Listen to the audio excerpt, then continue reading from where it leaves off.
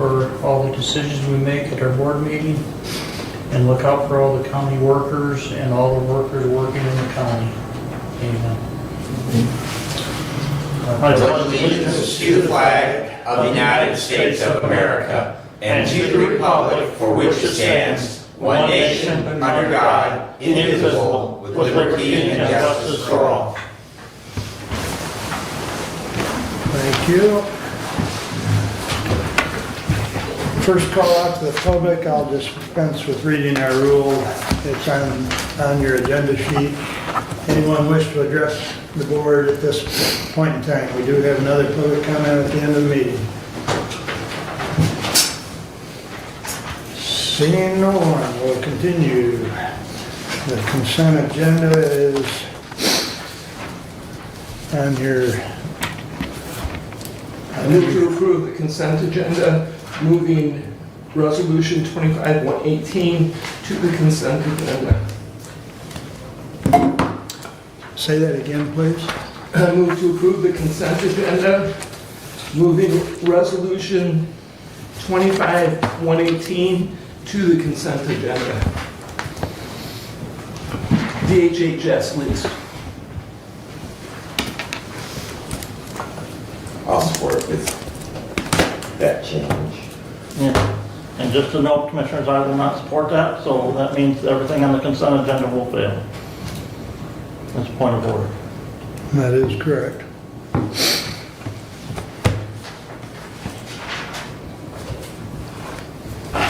Further discussion on consent agenda. The resolution is a follow-up. It's housekeeping to a motion that was passed in our last meeting by this board. I guess I would keep in mind it was passed 4-1, I believe. And so to the Commissioner's point, he intends to vote no on it again. So Point of order question, if the consent agenda is not unanimous, does that fail? Is there some rule that's... that is Yes. correct. I withdraw the amendment. So by withdrawing the amendment, you still move to approve the consent agenda Yes. as presented. Yes. Do we have a support for that? Support. All right. Who supported that? Brett supported the... All right. Any further discussion on the consent? All right, all those in favor signify by saying aye. Aye. Opposed, same sign. Okay, moving along, correspondence is listed in your packet. Any comments on correspondence at this time?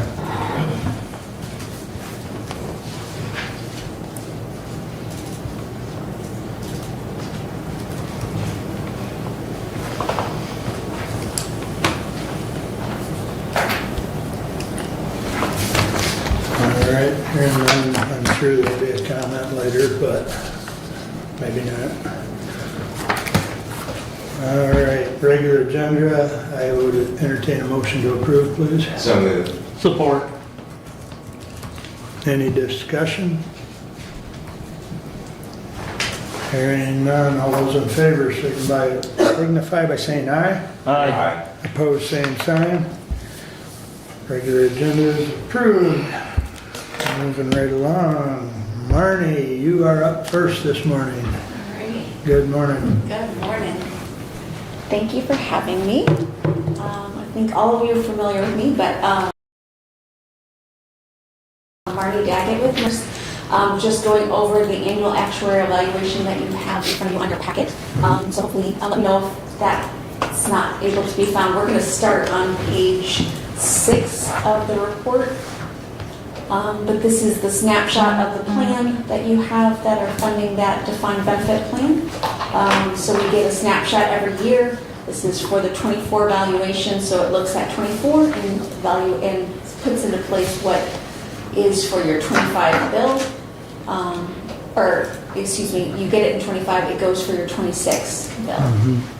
So on page 6, it starts out with the executive summary showing that your funding levels stayed the same, which is actually good news because of the, we're still smoothing out the loss of 2022. And so quite a few of the groups are going 1 to 2% lower. You've stayed the same, which is good news.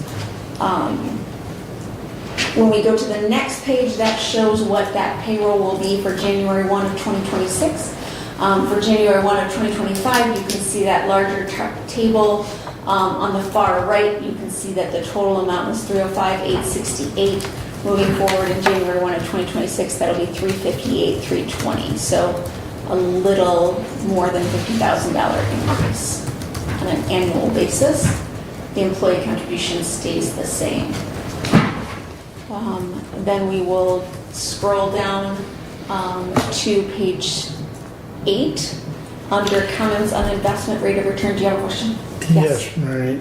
On that employee contribution, I believe we negotiated that to stay the same, didn't we? Yes, Or- it Yes. is. Yes. The only difference would be on that, Commissioner, is when, and Barney, when we say employee contribution, the employees that are in the defined benefit plan, their percentage of their pay is set at a certain figure. Right. But as we have that segment of employees retire, the actual employee contribution will decrease because less of that is being paid from employees, from active employees in that plan.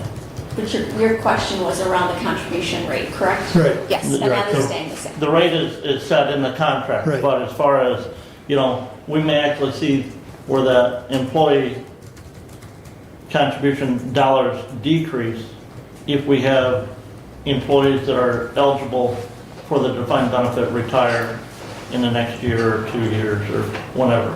We will see that decrease. Okay. And I And- can show that in cash flow when we get there, Yeah. as to Okay. where you'll find that. And the county's, the total contribution is still projected to be that, or in 26 will be that 358. So if we have a deputy retire, the county that was eligible for that, the county has to make up that 14.4% of their wages that goes to that DB right now. Okay.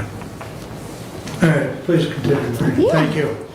Page 8, so every 5 years we do the experience study. I know we talked about this last year. And so the experience study is in this plan. That happens every 5 years, just looking at the assumptions and what's the experience of the plan, matching statistically. The answer to most of those answers was yes, and so a lot of the assumptions did not change. So you'll see the investment return assumption is staying at 693, even though we had a return of a little higher than 7%. Dedicated gains did not get triggered. So the assumption for this report, just like last report, was 693. The investments and then the life expectancy tables did not change. So if you go down to page 9 in comments on asset smoothing, you'll see that bold sentence that I always point out, that the smooth actuarial rate for 2024 was 3.79, while the actual market return was the 7.28. That is, again, we're smoothing out that loss of 2022.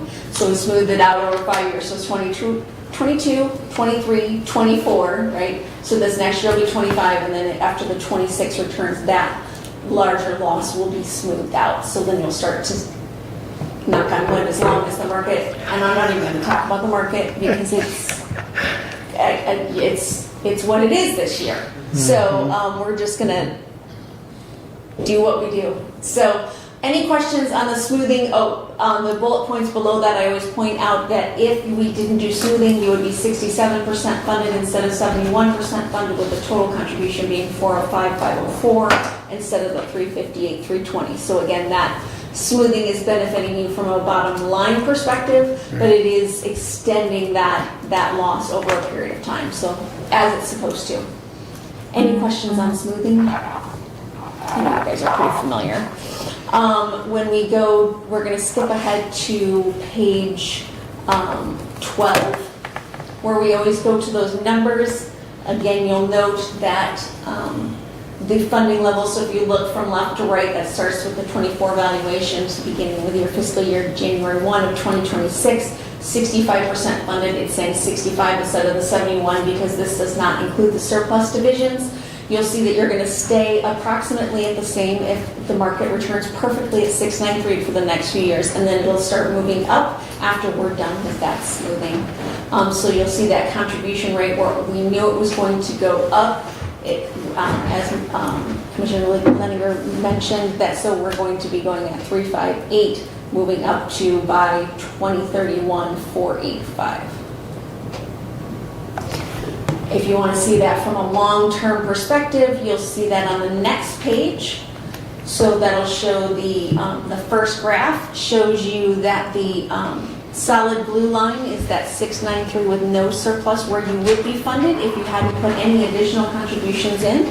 The dotted blue line above that line is the surplus division. Those are those additional contributions that you've put in.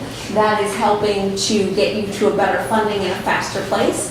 This is assuming that you do not put any additional surplus dollars in, and so it will hit 100% funded a little earlier than was expected.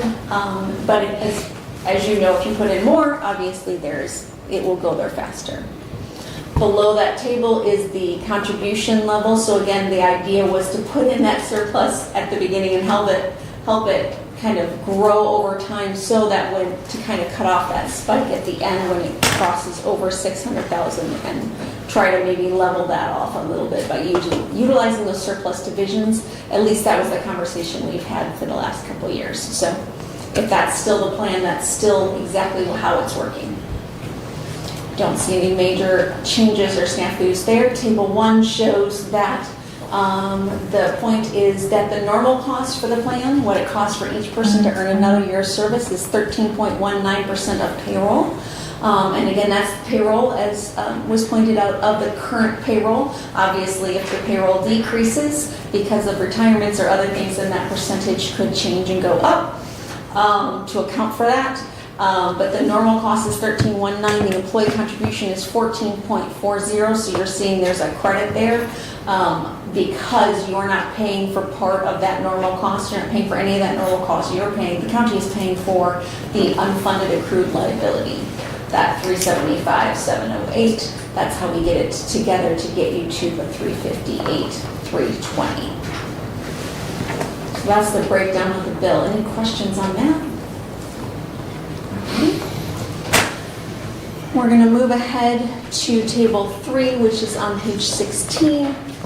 You'll see that in 23 you had 23 actives, in 24 you had 21 actives. Those 2 people didn't retire, they moved to vested former, meaning they'll eventually draw on the plan. They're not age eligible, but they've left before they're age eligible. So all of those 10 vested formers will eventually draw on whatever plan that they've earned at that point, and you have 21 retiree beneficiaries, which did not change. The next page is table 4, which is just the market value, which you give to your auditors. Table 5 is the one we always talk about, because we all know this is my favorite. Page 18, that's where it's showing that cash flow that I mentioned earlier during the comments. So you can see the employer contribution rate required was $300,761. You put an additional $135 in to that surplus division. The employee contribution rate went to $213,579. If there are retirees, in the next few years, as mentioned before, that amount will go down because there'll be fewer people contributing to the plan, and so that will affect the cash flow. But if you add those up together, it's about $650-ish going in with $494 going out, so your cash flow is positive before you have the market returns of $322. So that's helping you grow and stay above funding even with that smoothing. And then table 6 shows you where your current liabilities are. So the next page, so active employees, a little over 5 million, vested former, a little over 1 million, retirees, 5.7 million, for a total of 11.8 million in liabilities, with assets of 8.3, almost 8.4 million. That's where we get to the 71%, and the total unfunded accrued liability of 3.4 million. You can see that your surplus division has grown to 662,541. And that's usually, there's the typical reports afterwards that kind of dive into the weeds, but that's the overview that we typically go over. Any questions on that? Don't see any yet. Yes, Brent's got one. Well, I've got some questions, Marty. In calculating that future anticipated cost, what does MERS use for a projected increase in wages? 2%. 2%. Okay.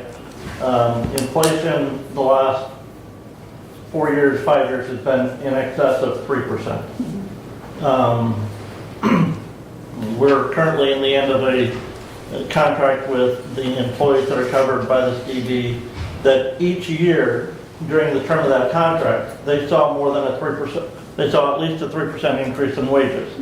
How do we get MERS to actually base the projection on our future contributions based on our actual anticipated increase in payroll, because we know, because of that negotiated contract, what that's going to be? So it's not something, that's not an individual thing that has to go by the whole group, so it's an average. That's what the experience study shows, is what the average is over the whole plans, and so that's where the assumptions lie. I'm actually second guessing my 2% because I'm feeling like that changed. Because that's extremely low in today's market. I mean, I find it highly unlikely that across the state of Michigan, governmental agencies are giving an average of only a 2% wage increase. And that's why, as I'm thinking about it, I'm second guessing my reaction, because I know we just did a report on something else and I feel like it changed. So I may need to get back with you on that. Beyond that, there's obviously other ways to look at that. You know what your cash flow is going to be. You know what your. So I have a group that said, no, we're going to give this, and they were like, we haven't given raises in 4 years, and now we're going to give a 10% raise, and we know that's going to change our numbers. So what's that going to look like? We can certainly do that. And we're starting a negotiation process right now with the covered unions here as well, and not knowing where we're going to end up with that in that negotiations. But once we get a contract agreed to, can we come back to the actuarials and say, okay, this is what we've agreed to for wage increases in the next 4 or 5 years. Can you run a new actuarial report for us based on these? We can give an addendum, it's not going to be a full report because that would be really expensive for you to pay for, but we can certainly get you something that projects that out. Okay. I'm trying to pull this up right now.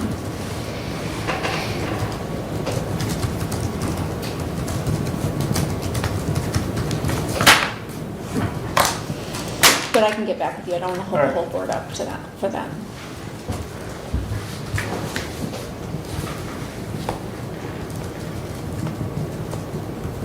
And I'm in the middle of dedicating thing. Any other questions?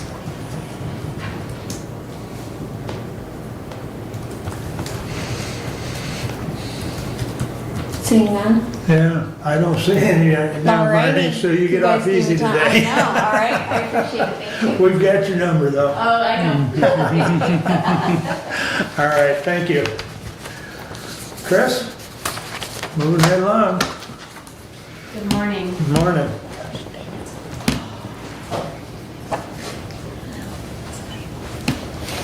Thank you for the opportunity. Abe, are you advancing the slides for me, or I do not have that capability. is it here? Let's see. Yeah. There we go. Very Yep, good. little button. Got it. Perfect. Thank you, Commissioner.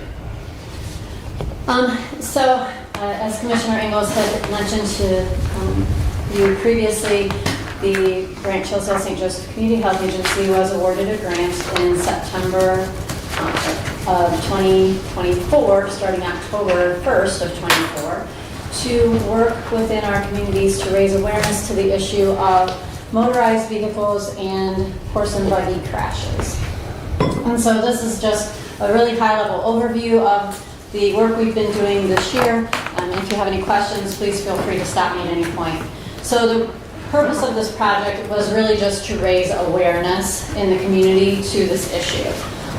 Currently, our county's, by the data that we had at the time of this, our county is home to over 1,000 Amish families that are listed, of the 3,500 families listed in the Michigan Amish Directory that was published in 2023. Now, we have to remember that this is a voluntary publication, and so not every family is published in the book, but based on the information we had. Horse and buggy crashes result in psychological trauma, physical injuries, and death for those involved, humans and horses. And that's not to be understated because it creates those types of injuries in the motorist and in the non-motorist. And according to the traffic crash reporting system, between 2016 and 2023, there were 261 crashes across the state, with 78 of those occurring in either Branch, Hillsdale, or St. Joseph County. And in 2019, Branch County had the 3 fatalities for the state that year. On average, 25% of the crashes statewide will occur in one of our 3 counties. And just as another note, Centerville is actually the genesis of the Amish community in the state of Michigan. So we kind of have the homegrown in our territory or jurisdiction. So our goal was to reduce the number of crashes involving Amish buggies by 15% within our counties by September 30th of 2025, and to increase awareness in the driving community about the issue, to improve roadway signage and encourage planning efforts that would assist in roadway design and improving safety.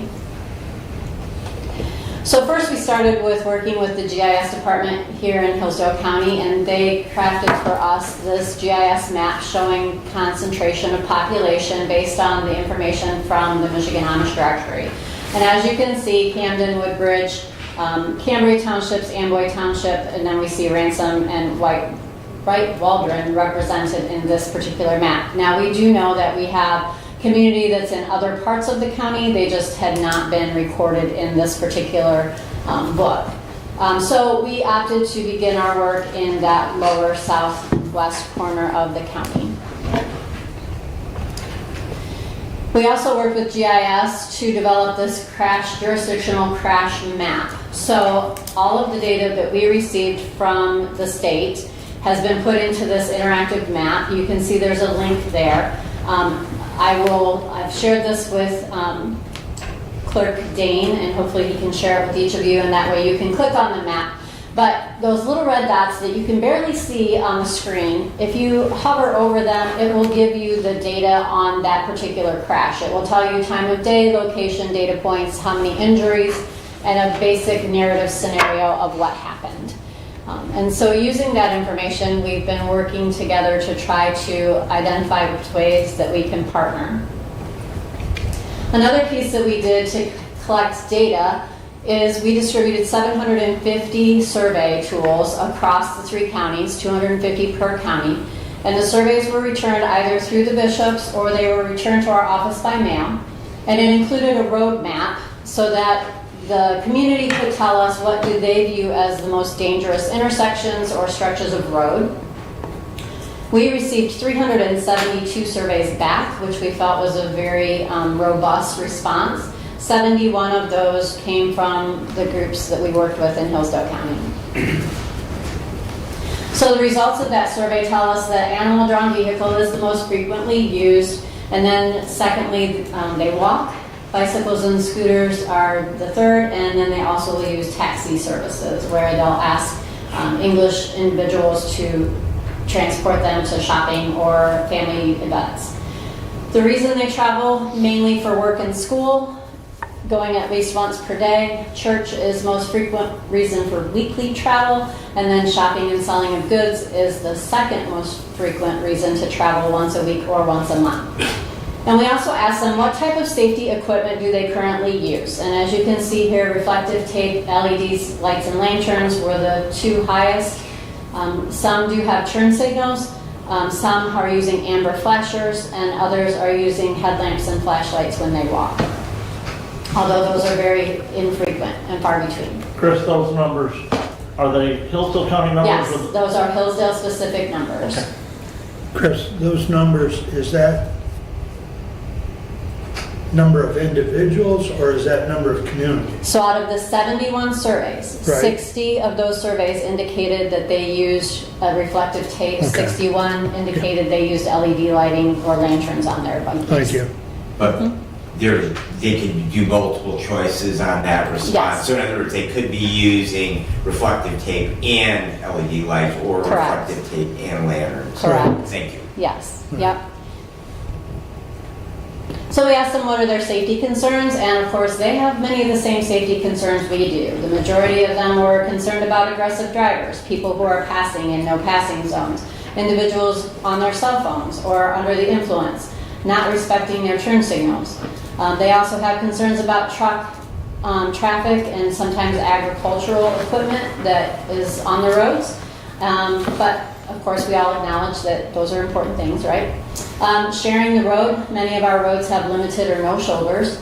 Potholes and poor road conditions were mentioned in that area a lot. And then there are also concerns about traveling when we're working with hills and curves, blind spots, and people passing them in blind areas or on hills. So here is the map that we provided to the community, which shows basically the area in which we've been working. And it is a heat indicating map.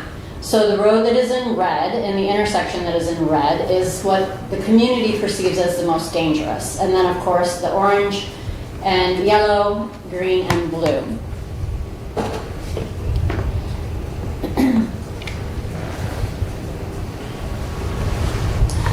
In addition to our survey information and just getting feedback from the community, we've spent a lot of time at working with the bishops. We work with 22 bishops across the 3 counties. 5 of them are here in Hillsdale County, and they have had amazing feedback to us, and we've had a very constructive partnership this year.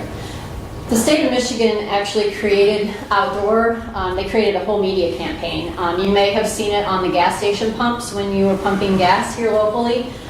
They had a video, 30-second video that was across the entire jurisdiction. We had outdoor creative, they did social media creative, they did radio ads, all with the same message. You have more horsepower, so please have more patience. The average vehicle has about 400 horsepower, and a buggy, unless it's traveling with multiple horses, has 1.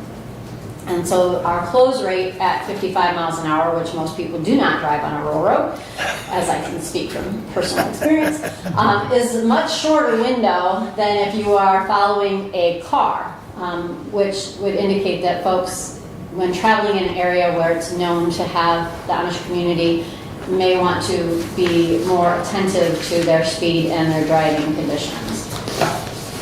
This is one of the social media creatives. Again, you have more horsepower, share the road. So what have we been up to? So we have an advisory committee who consists of sheriff's departments, county road commissions, MSU Extension, Michigan State Police, 2 trauma hospitals. Who else is at the table? We have a couple of representatives from community who are just community members who work with the Amish community. And who else? OHSP is at the table. So we've had a lot of individuals come to the table to be advisory committee for this grant, and it's been wonderful to work with them. As I mentioned, we worked with 22 bishops. Driver's education programs are also represented in the advisory committee. So we developed a driver's manual with the bishops, and that is a booklet form that basically just has basic rules of the road, what signs mean, try to help them to understand how to navigate a roundabout. That was brought to us by the bishops because apparently in one of the communities they just recently did a roundabout, and the community really wasn't sure how to navigate that with a horse and buggy. And so we've Go straight through. we shared with them how to navigate the roundabout. And those booklets are being distributed this week. We also identified a buggy driver's education program for youth. So apparently, I didn't know this, but there is actually a curriculum that has been developed by the community to teach young drivers how to drive a buggy. And so That booklet will be used in the classrooms of the communities in the three communities we're working with this fall to start officially providing an educational pathway for their youth around safe operation of their buggies. We also developed a slide deck with our driver's education folks that they can use during their vulnerable population lecture that basically talks about issues around how to safely navigate around an Amish buggy. And again, we've been working with the bishops to talk about acceptable safety equipment. We know that based on their beliefs that there are certain things that they may or may not be as inclined to do as we would hope. But there has been progress made. I know many of you are probably aware that we do have some community that is very old order who have been very hesitant to put any kind of garnish. But I drive through Branch County southeast corner every day, and I'm starting to see more and more flashing red amber lights. I'm so excited about that fact. We've also discovered a black reflective tape that we've been working with community to identify ways that we could use that to put on their tack so that the horse is actually more visible, because a black horse in the evening on a black buggy is not necessarily visible. You'll see their lights, but you don't necessarily understand if there's a horse in front of that until you're much closer to them. And so we identified this black reflective tape that reflects white, and we're beta testing it to see how it will work attached to the noseband of the harness, and then on the tugs and on the eye sides of the blinkers, so that hopefully there's a little reflective something so that you see that that's a horse. I've got some harness if you want to use it. Okay, yeah, so that's the latest there. We've been working with the County Road Commissions and MDOT on different projects and planning. Big win, MDOT is planning to do some resurfacing in St. Joseph County on M66 and 86, which are the two roads that go into Sturgis and Centerville, and then on US 12. We actually were able to convene the MDOT safety traffic engineer with the bishops in St. Joseph County. They were given the opportunity to give input on the design of those buggy lanes and where they are going to put the rumble strips, and so the community actually has a voice, and the engineering team actually made some modifications to their plan to take into consideration what the bishops and the community fed to them. We've also worked with Road Commission Manager Bob Griffs, and Sheriff Hotshire and I met with the bishops down in Camden area, and we talked about putting a school zone on this. It's the area of the Camden Road Amish School, just to give motorists some awareness to the fact that there are children that are going to be running around through there. And my understanding is that the road painting and signage placement should be coming soon. And so, just trying to work together. We understand that any road project costs money, right? It all costs money. But if there are opportunities we have to increase and improve road safety, we would like to be able to work together to make that happen. We've also talked about with the sheriff's departments looking at enforcement and sharing with them when we hear about large events. So if we hear about a large event happening in the community, we notify that sheriff's department so they can increase their patrol in that area just to keep everybody safe while all of the buggy traffic is happening. So Josh Englehart has been the lead working with the bishops. Bella has been my lead working with all of our educational material construction, and she does our social media. And then I'm the project director, and please feel free to reach out to us if you have any questions, concerns. Again, thank you for your time, and we appreciate the partnership with the counties. I got about 3 questions, Sure. Chris. And you may have said this, and I missed it, but how long is this program? How long are you going to be doing it?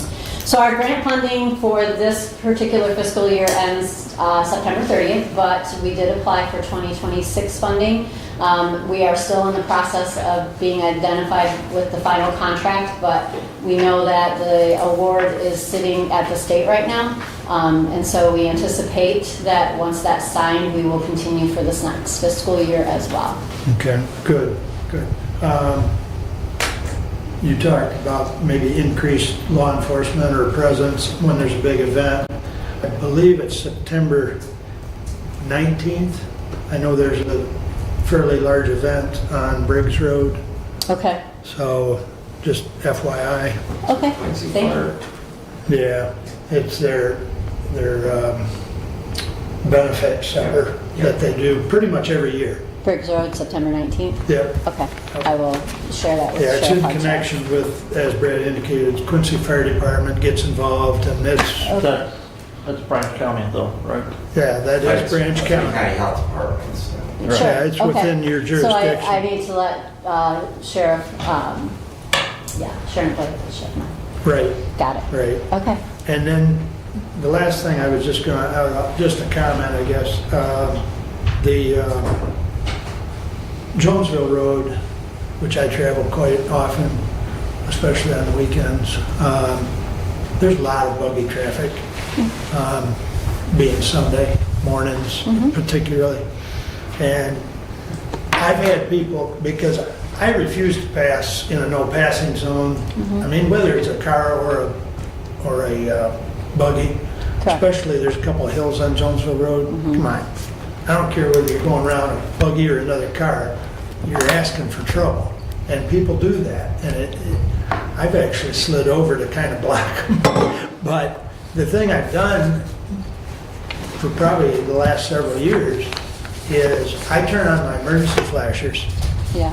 because rate of closure, people don't necessarily see the buggy in front of you. And I've had people come up It on almost the back gets of me that, so I've taken to putting my flashers on, so that might just be something else that, you know, you might want to spread to the public is, you know, when you're in line behind a buggy, especially when you're not able to pass, put your blinkers on, you know, your emergency flashers, that is. you. Yeah. So it just helps the other drivers to be aware there's something in front of you, Yeah. you know. Yeah. Thank you So, for that. I but- appreciate it. Thank you. Yeah. I think one of the things that we share in part of the driver's education slide is the rate of closure. Yep. So by the time you identify it's a buggy, you have 6 seconds. If you're at 55 miles an hour, you Yep. have 6 seconds Yep. to get yourself under control so that you're not going to be in the back end. And the majority of the crashes that we see involve either rear-ending or they are cutting off the horse and, you know, getting into the side. Well, So, not paying attention to when a buggy's turning. I mean, you don't know which one of these roads they're gonna turn on, and if they don't have turn signals and you see there's a road coming up, and you wanna pass, wait until you at least pass that road, that intersection. I think that goes, I see that not just with buggies, but we see it with implements of husbandry and Yes. vehicles. You know, Absolutely. To me, that goes back to the reminder that I believe when I took driver's ed, it was stressed that passing's illegal within so many feet of an intersection anyways. Right. Whether it's painted or not, it's still illegal. That's correct. yeah. Well, and the other thing to remember too, so like bicycles, we have, in Michigan, there's that 3-foot rule, right? That you can pass a bicycle as long as you allow 3 feet. That's not the case with a horse and buggy. If it's a no passing zone, it is a no passing zone. Right. Until you get out of the no passing zone.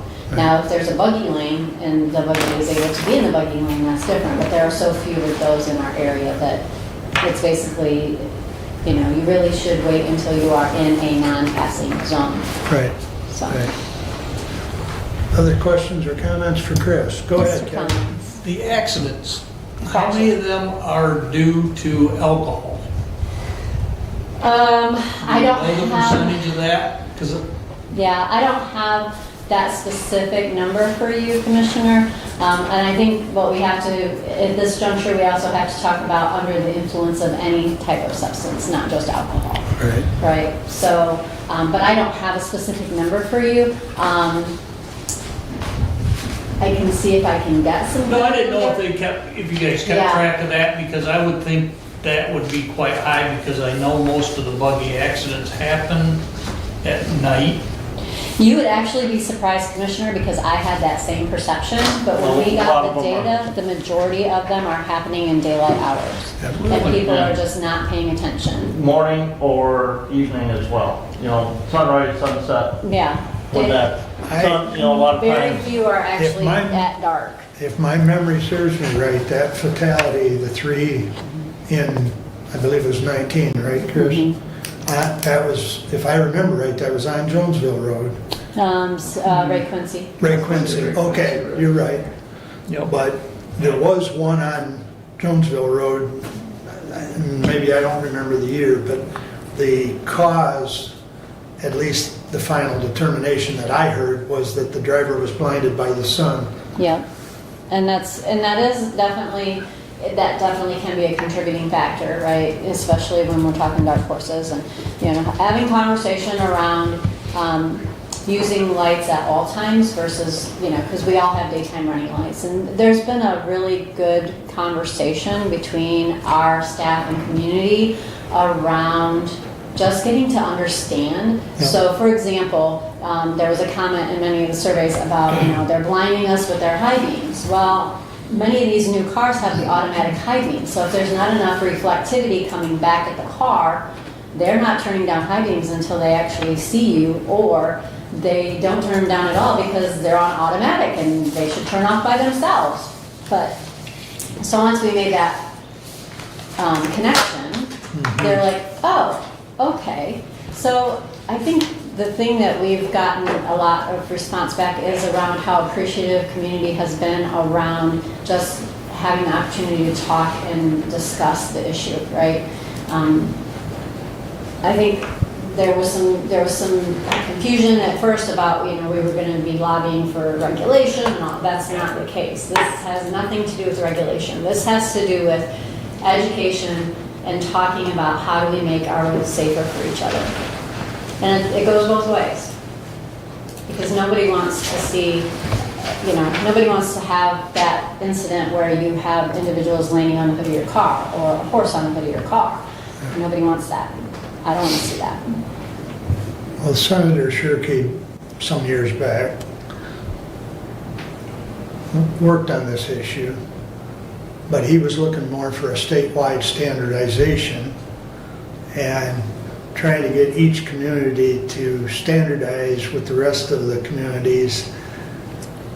Yeah. Not going to happen. No, because every community is different. Correct. Even within our conversation with the 22 bishops, each bishop has a slightly different perspective, Right. and that's all good and well. I think the plus side for us this first year, because we really didn't, we've really just building foundational stuff, right? I think the positive thing for us this year is that we've been able to have some really good open conversation, and we've been able to, as I said, I'm starting to see some lights in California and Allegheny Township, Right. which has been a challenge previously. So I think the fact that we are starting to have some respectful mutual conversation about how do we make it safer. And as long as both sides are willing, we have to do our part, right? If we're in an area that we know Amish families travel, we have to slow down, we have to pay attention. You can't be on your phone, texting your best friend, or talking to whoever. If you're in that area, you just have to pay attention and try to be respectful of the horse. The horse has a brain of its own. Our car does exactly what we tell it to do. Our foot's on the gas, our foot's off the gas. Our foot's on the brake, our foot's off the brake. A horse, you can do all that too, but they still have a mind of their own. And in the crash data, you'll see that there was an incident where some snow slid off the roof of a building and the horse spooked and jumped across the center line right into the traffic. A horse has a brain of its own. Right. And unfortunately, the best trained horse can have a moment where it makes a mistake. So, Yeah. but Go thank ahead, you. Derek. So thank you, Chris. I saw your presentation at the Road Commission. That was valuable and important for commissioners and for those who are viewing on YouTube. So thank you very much. Thank you. Anything else, Brad? Yes. Chris, just want to thank you as both a person who drives a lot of miles every day through all of that community, and also as a person who responds to those incidents when they do happen. I think that one of the things is definitely the daytime crashes are a lot more, and it's probably just because there's a lot more activity during the day, and they have moved, especially with the LED lights. Their buddies are a lot easier to see. It's a lot easier to run them. They're not as consumptive. as the old incandescent ones that they used to run. And so a lot of times those would be pretty dim at night as the batteries would run down. So the LEDs would really help with that. But I think that the conversation is probably the most important, not only for the English community, but for the Amish community as well. Those things where you talk about the auto-dimming headlights that they may not be aware of, and some of the other things that are concerns. There has been a long time adversarial relationship on the part of a number of different people. The communities, of course, they have their faiths, and so that they don't want to do things that don't go along with their beliefs. But we also have had road commissioners who are just adamantly opposed to the idea of buddies on road. We have the public who have perceptions about the Amish communities, what they are and what they aren't. And so I think that the education and the discussion between the two is incredibly valuable, not just on this front, but on a number of different fronts to make the Amish community and the world come together and be able to have effective communication. So thank you very much for this project. I really appreciate it. Thank you, Commissioner Benson. Anything else?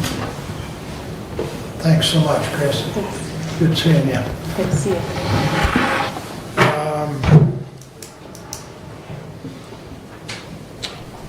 I believe we've got the auditor on hold here. Dave? Yeah, So the left audit mine in my discussion's truck this up morning. next. And Derek is passing out a copy. There's also, I believe, a copy in your packet. And Dave should have, where's Ken? Ken's joining us via, Zoom or WebEx. Yeah. Can you hear us, Ken? I sure can you hear me? Yes, we can. loud and clear. Okay. All right. Good morning, Ken. Thanks for joining us this morning. Sorry we're just a little bit late getting to you from the 9:40, but glad to have you with us. I guess if you want to start by going over the audit and your presentation there. Will do. Thank you for having me here this morning. So we did the audit for the county for 2024. As you've had in the past, I've had to have an audit for the state of all the different assets and obligations and fund balances and revenue and expenses, and making sure that they're accurate and reliable, and you have good control around them and everything. Also, you have a single audit because you get more than 750,000 federal grants each year. So at the end of performing our audit, which has a lot of different parts to it, of looking at documentation, agreements, comparisons of like this year to last year into the budget, testing systems and watching people re-perform duties and inquiry, and a lot of checklists. We can get our what we call our assurance that the information is accurate, and give our opinion, which is the crux of the audit, or the kind of the end game. And there's always 4 kinds we can give. There's a adverse opinion, which is an unpopular or bad one, which means there were discrepancies that couldn't be reconciled in the financial information compared to the evidence. There's a disclaimer when there isn't information, which is kind of rare. And then there's a modified, which means perhaps most areas are okay, but maybe one area is weak, like maybe your OPEB, retiree health care benefits aren't updated, or pension or something, but everything else is fine. And then the last is the unmodified, which means everything was good, or a clean audit for the year. That's what you received for 24 is the unmodified or clean opinion. And on the first page of the audit itself, we start off in the first letter above opinions. And unfortunately, it doesn't use those words, but by saying that the financial statements are presented fairly in all material respects, it means that everything was presented accurately and in all the different material respects. And that's what you want to be able to know, that your information you're using all year is reliable and accurate and can be kind of used to make your decisions.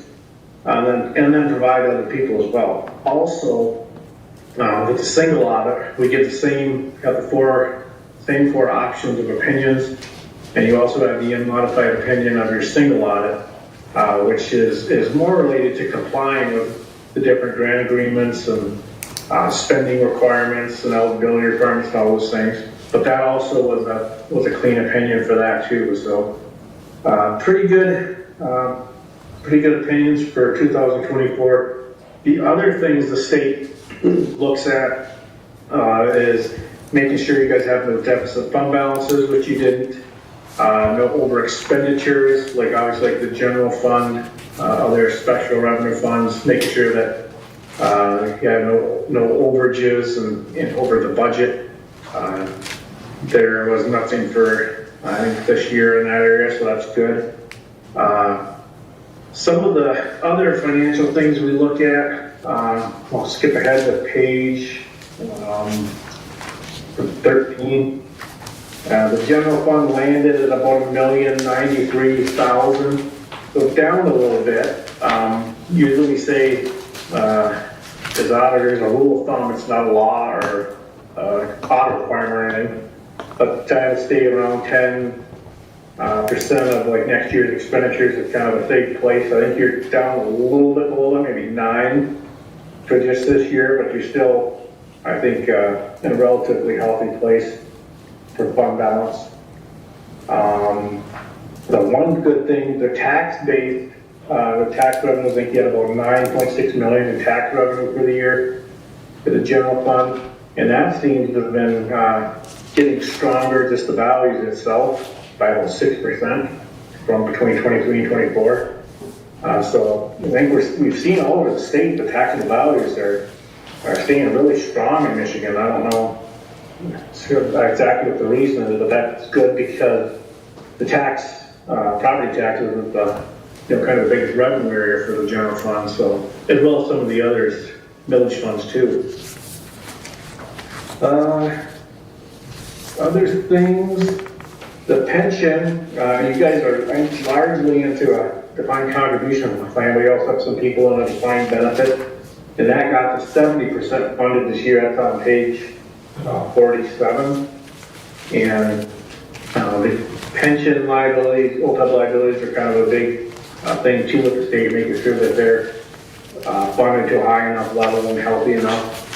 And I would say there's no law or requirement with those of how much they've got to be done to fund it, but the state kind of has picked like a percentage of like 60% funded for the pensions, kind of being their floor. Otherwise they start writing letters and wanting plans and things like that. But say like you got up to 70% from 66% last year, so that's an improvement for the county. I think I would say with other things, I think we had no new debt, maybe some new installment payable for some equipment for the year, but nothing too big for debt other than the usual tax anticipation notes to buy the delinquent taxes each year, which is around usually about $2+ million each year, but no new debt, just payment of the existing. So that's kind of getting you into a healthier place too. Is one of the things too is we do our we kind of put things in 3 buckets of importance, like material weaknesses is kind of the highest or most risky area of things that are happening or even have the potential to happen to you, and you add new areas of that. Significant efficiencies are an area that's kind of more in the middle of importance and nothing to note there. And then we have comments or recommendations usually we make as we find things, and I think usually it's the letter in the back of the packet. I think we've mostly just got some cleanup recommended for the trust and agency funds and some of those old balances, as well as we have an inmate trust fund, making sure that the balances in there are updated and used for inmate purchases. It's kind of just a couple minor things we found. And then the other thing we communicate in this area is upcoming accounting rules and standard changes. And GASB 102 is a risk disclosure, which is on the horizon, I believe, for next year. And then the 103 is the reporting model, which these kind of relate to the our report and information presented. So that's going to be some additional disclosures for next year. And I always say with these, it's kind of good to get ahead of them before they're actually in place, and recommend giving like Derek or other staff of the county a chance to go to different trainings or get whatever resources they need to kind of get up to speed on these things, kind of get an idea of what's going to be required ahead of time, so they can be ready and smoothly implement the standards when the time comes. There's also one for capital assets too, GASB 104. So basically 3 GASBs that are mostly financial disclosure for next year to kind of get ready for ahead of time. But I'd say overall a really good audit. Everything went pretty smooth, no internal control issues or compliance issues. So I think things look pretty good. Any questions?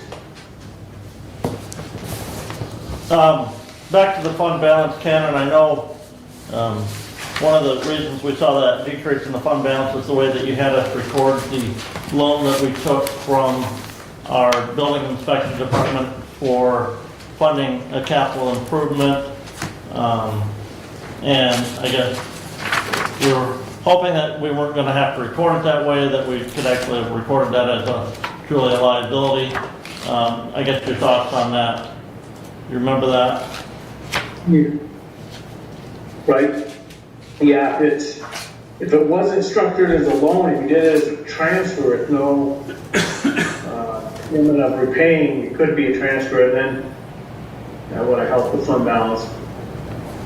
But when it's an internal loan, we also check with Treasury. I think there was a 3-way email between me, Derek, and the head of Treasury whatever about this too, and it's consensus that it had to be, because it was a loan, that it had to be handled this way. Okay. And then the other thing, and I thank you for getting that audit done. I know this year you had some staffing issues at your office, so we actually had to get an extension from Treasury on our audit. I guess hoping that we don't have to do that in the future. We want to get that audit done by the 30th of June. Your thought process going into next year? A couple weeks earlier next year.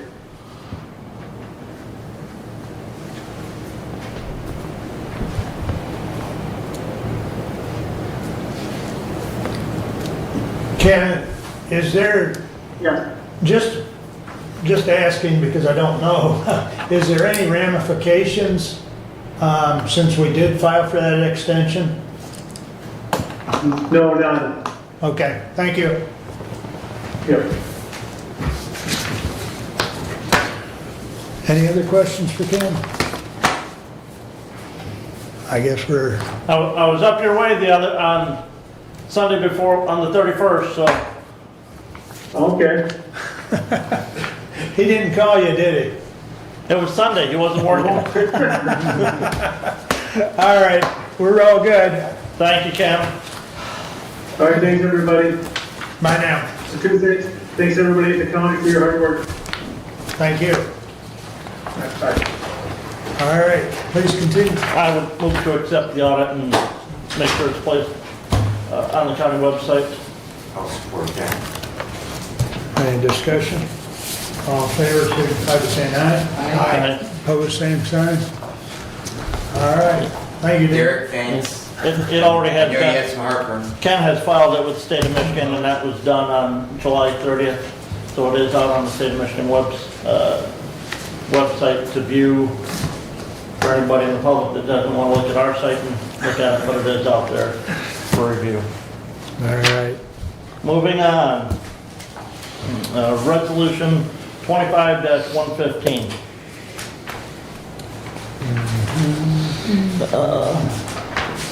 Whereas, and I'm going to start after with the first whereas. Whereas the Hillsdale County Drain Commissioner, as delegated authority by the Hillsdale County Board of Commissioners under Part 307 of the Natural Resources and Environmental Protection Act 451 of 1994 as amended, has jurisdiction to maintain the normal lake level of Mary Lake, and whereas a special assessment district was established by the Hillsdale County Circuit Court for Mary Lake under Part 307, MCL 324.30704, and whereas the Drain Commissioner held a public hearing on September 8, 2025 to review the computation of cost of a lake level project and a corresponding special assessment roll consistent with the requirements of Part 307, MCL 324.30714, subsection 2, and whereas after considering input from the public hearing, the Drain Commissioner presented the computation of cost of the project and the special assessment roll to the board for final approval. Now therefore, be it resolved, the board approves the computation of cost of the project and special assessment roll as presented by the Drain Commissioner. The special assessment roll and the assessment listed shall be final and conclusive unless appealed in a court within 15 days of the adoption of this resolution, MCL 324.30714, subsection 4. The Hillsdale County Clerk shall forward to the Drain Commissioner a copy of this resolution so that action can be instituted on the project in an expedient manner. All resolutions and parts of resolutions insofar as the same that may be in conflict herewithin are hereby rescinded. And I move for adoption. Support. It's my district, you know. That's fine. As many of you know, the Drain Commissioner has been working for a while on some dam repair at Murray Lake. This is the cost associated with that, and I believe that cost allocation totaled $185,718.35. He held that hearing here yesterday in this room. I believe he had, I think he said about 25 or so people come in from Mary Lake regarding that, and those assessments, if approved, could be paid in full by each property owner, and if not paid in full by the deadline, will be then spread over the next 5 years of assessments on their winter tax bill.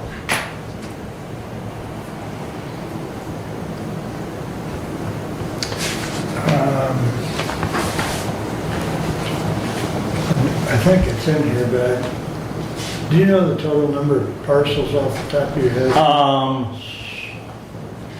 Yes, I think it was on the report, the assessment roll. I thought I saw it. The 496 total parcels on that assessment roll. Thank you.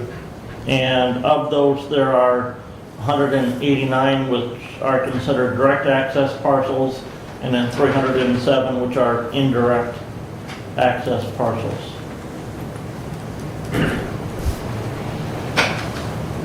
I thought I got it now. I just couldn't make it large And enough. the total assessment for a direct access parcel will be $744.36, and an indirect access parcel is $186.09, according to that assessment roll that's in the packet.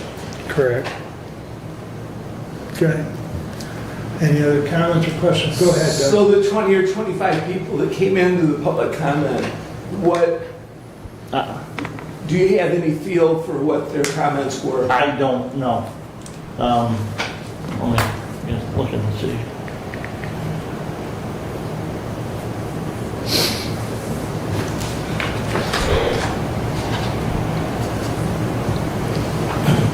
He said the only comments I got from the Drain Commissioner was that it went pretty well, the hearing, and he had another one for Lake Leanne as well, which we'll get to in a minute, so. Yeah, there's been a discussion down there at the township level, association. They had made comments previously about Drain Commissioner pursuing varying grants. Who the contractor was, a number of different factors. But I think Matt's done a really, really good job with this project. And so I'm sure that there were some people that were concerned about the burden of cost, but at the end of the day, that they live in an impoundment. They have to pay for the dam and maintaining the dam that keeps that lake in front of their houses. And the drain commissioner is planning on having this work done this fall. I think he's already mobilized now, the contractor's mobilized, so. I don't know, that I couldn't tell you yet, but yes. Okay. Further discussion? Roll call vote, please. Commissioner Wiley, Yes. Commissioner Benzing, Yes. Commissioner Leininger, Yes. Commissioner Ingles, Yes. Commissioner Collins. Yes. Passes 5-0. Please continue, Brent. 25, resolution number 25116. Whereas proceedings have been undertaken by the Hillsdale County Drain Commissioner as delegated authority for the construction of lake level improvements to Mary Lake by the Mary Lake Lake Level Special Assessment District under provisions of Part 307 of Act 451, Public Acts of Michigan 1994 as amended. And whereas the cost of the Mary Lake project will be paid by special assessments levied by the Mary Lake District against benefiting property owners and public corporations in the Mary Lake District. And whereas the Mary Lake District has need of long-term financing for the cost of the Mary Lake project. And whereas pursuant to section 30717 of Act 451, the County of Hillsdale is authorized as a public corporation to advance monies to a lake level special assessment district to finance normal level projects to be repaid as evidenced by a note issued by to such district. Now therefore be it resolved that the County Board of Commissioners hereby determines to make a loan to the Mary Lake District in an amount not to exceed the amount of the Mary Lake project as evidenced by a computation of cost of such projects by advancing monies from available funds of the county to the Mary Lake District at an interest rate of 3.74% payable in 5 annual installments with such other terms as are approved by the chair of the County Board of Commissioners, the county treasurer, or the county finance director, or any one of them acting alone, or any number of them acting together, and the authorized officer is authorized to take all actions and enter into such agreements and to deliver such documents as the authorized officer determines are necessary or desirable to evidence such loan. The authorized officer is authorized to take all actions necessary for the purchase of the notes, all resolutions and parts of resolutions insofar as they conflict with the provisions of this resolution to be the same are hereby rescinded. And I move for adoption. Support. Discussion? This is something very similar to what we had done with the Bear Lake project here recently, where instead of doing a loan to the Lake Revolving Fund, or instead of the district going out and issuing commercial bonds for this project, by us lending to the lake level district, they're actually able to save money in that cost by not having to pay the legal fees to do that bonding. And the maximum amount that we'd be lending is the $185,718.35, because again, if some of those property owners prepay that assessment, that will not have to be borrowed to pay that cost. We have some interference. Yeah, that's, I guess I'm not hearing it very clearly, but we need to turn down the noise or, Bob, is your phone on? Yes, I apologize. I'll shut her off. Thank you. thank you, John.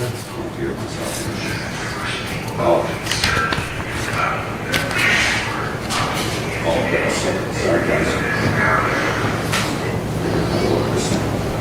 Thank you.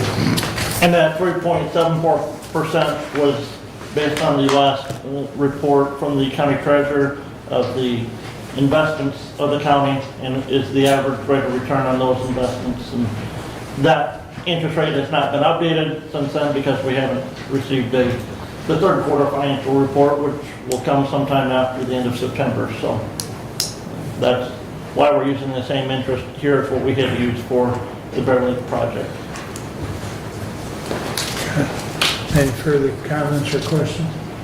Just all the way around, I think that this is beneficial to the people that are part of this district. They're getting it at a much lower rate, less fees, and it's a good stable investment for the county because we have the property taxes coming back for a day back. So I think all in all, that it's good use of funds. I appreciate the treasurer, the financier, and the finance director, Derek. Thank you for all the work of putting this together. It does save the residents of Lake. Right. Okay. Anything else? I missed when the timing was on that. The timing on the loan, No, the project. the project, again, this is for the Mary Lake project, and that'll be done this fall. Okay, Okay. thank you. Yep. Roll call, please. Commissioner Benzing, Yes. Commissioner Leininger, Yes. Commissioner Ingalls, Yes. Commissioner Collins. Yes. Commissioner Wiley. Yes.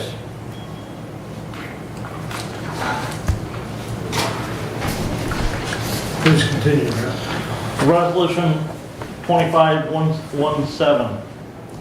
Whereas the Hillsdale County Drain Commissioner, as designated by the Hillsdale County Board of Commissioners under Part 307 of the Natural Resources Environmental Protection Act 451 of 1994 as amended, has jurisdiction to maintain the normal lake level of Lake Leanne, and whereas a special assessment district was established by the Hillsdale County Circuit Court for Lake Leanne under Part 307, MCL 324.30704, and whereas the Drain Commissioner held a public hearing on September 8, 2025 to review the computation of cost of a lake level project and a corresponding special assessment rule consistent with the requirements of Part 307, MCL 324.30714, subsection 2, and whereas after considering input from the public hearing, the Drain Commissioner presented the computation of costs of the project and special assessment rule to the board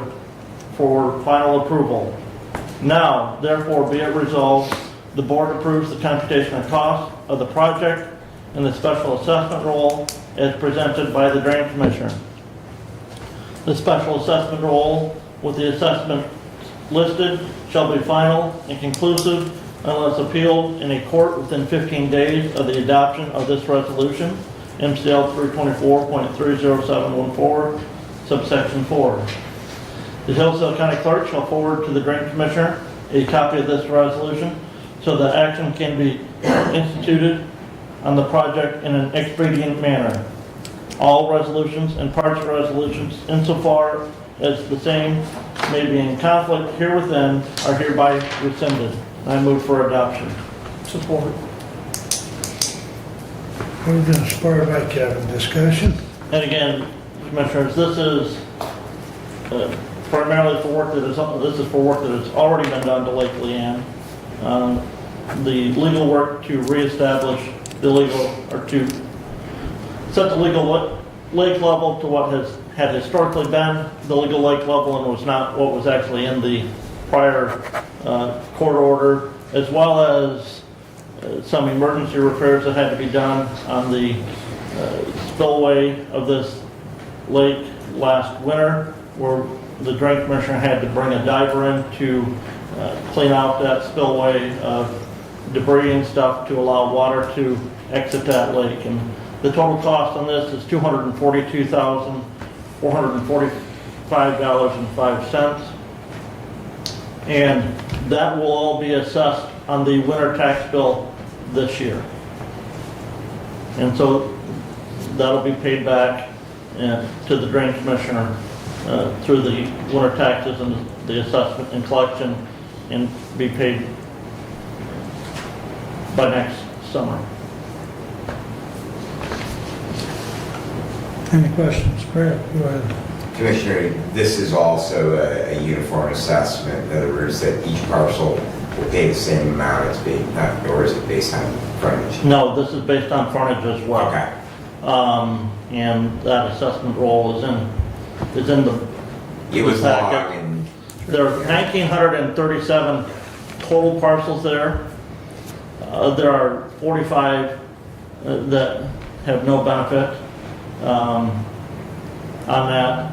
Direct access parcel is an assessment of 1. Indirect access parcel is an assessment of 0.7. So you're looking at $159.10 or $111.37 on those assessments.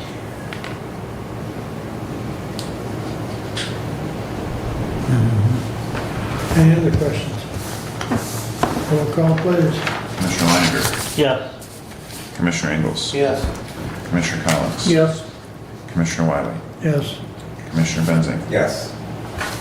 Passes 5-0. Thank you. Please continue. Okay, that, I believe, ends the Action items. action items.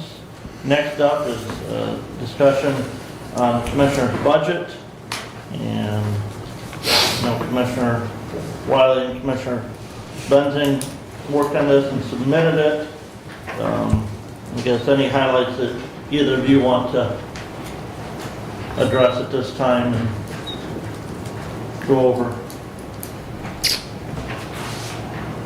I guess the only comment I'll have, and then I'll yield to Brad, is that, the salary lines were increased by resolution that we passed, 2 years ago or a year A ago? year ago, before the beginning of the current term. So the increases on those lines were done by resolution, and we just calculated it out. And God willing, we're accurate with our calculation. Right. Well, they're specified exactly, dollar amounts are Correct. specified exactly in that resolution. So, that's the only comment I have. I mean, the other ones, several of the line items are similar or the same. So, comments, Brad? It is reasonably clear cut when we were doing this. The salaries, as Commissioner Wiley said, are set in that resolution. So that they do increase over the 4-year term because we can't act on changing those within the term. So it be set prior to.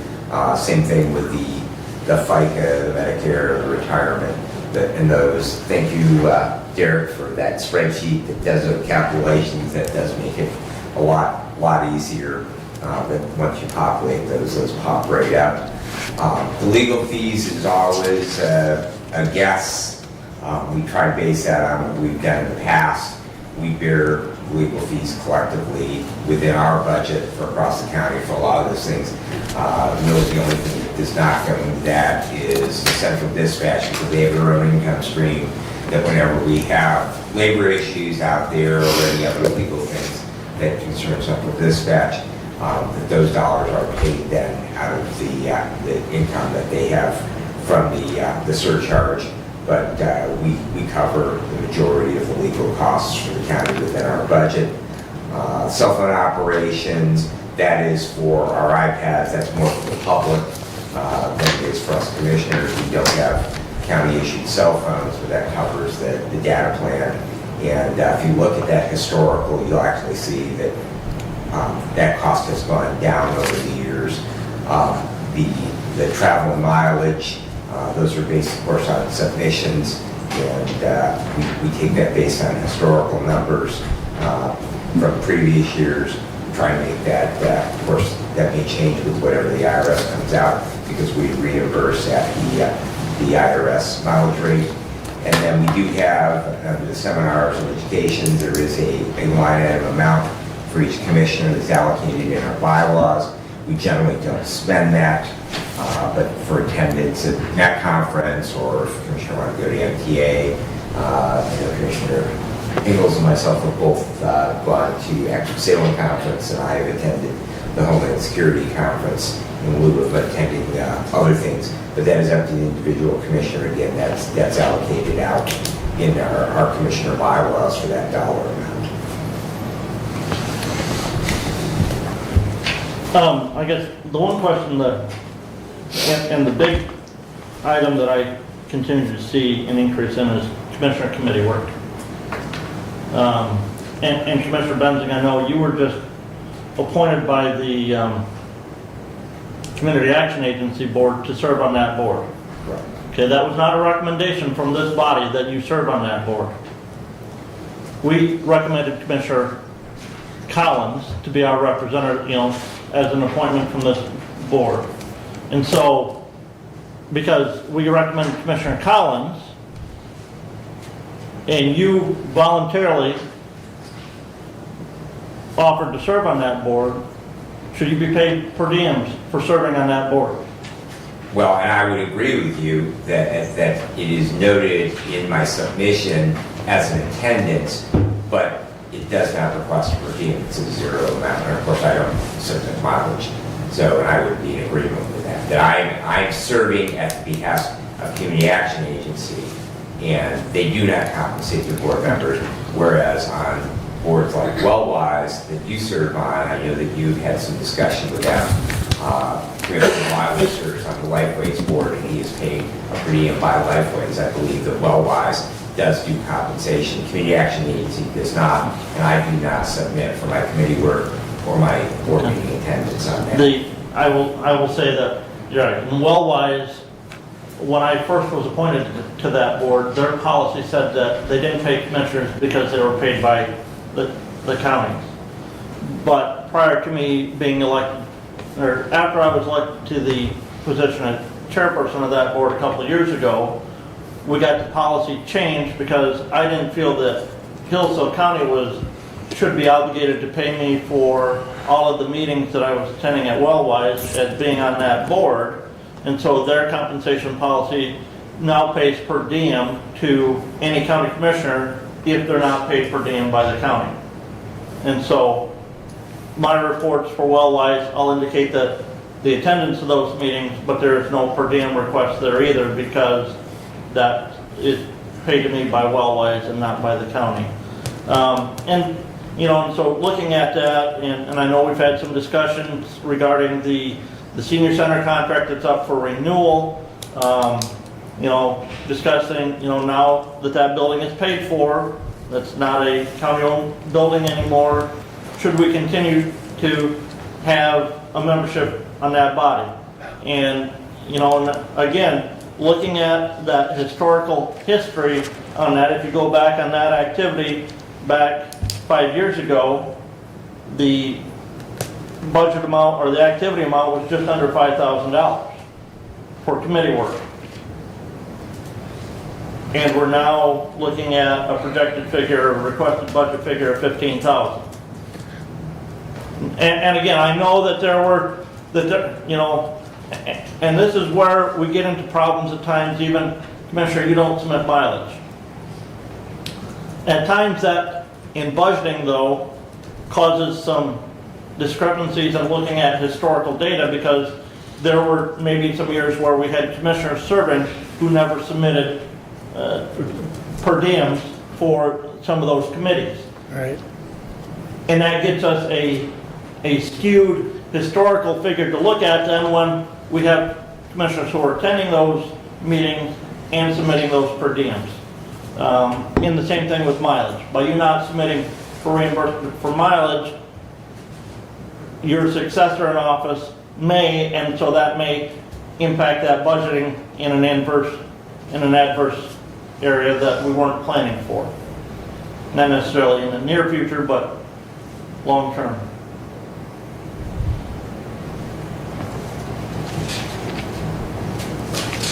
Conclusion?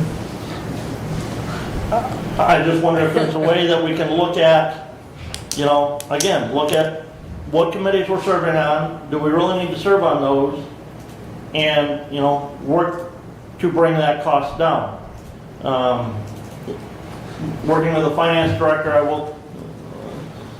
a rough figure right now and looking at all of the budget requests across the board, all those requests for equipment and wage changes, and this is just request for classification wage changes, not for any adjustment to the wage schedules that we have. We're over $1 million over anticipated revenue. In looking at that anticipated revenue, one of the things that we're looking at there is a 20% reduction in the marijuana revenue compared to a year ago, because we've lost two licenses in Hillsdale County. The other thing is looking at the budgets that have been passed in the two houses in the legislature here in Michigan. We're projecting a decrease in our state revenue sharing as well. So taking all that into account, you know, we're looking at a $5,000 increase here and requested budget compared to the current year. How do we keep that in line and make sure that we meet a balanced budget at the end of the year? And what can we look at in this budget to cut or reduce that will help us come in with a balanced budget? So it looks like the projected activity is 17, the amended budget was 12, and the requested budget is 15, which seems to be a mid-ground. It does. And again, my question is coming back to committee work, is that something that, to me, do we need to look at and say, do we need to be on all these committees? And to consider.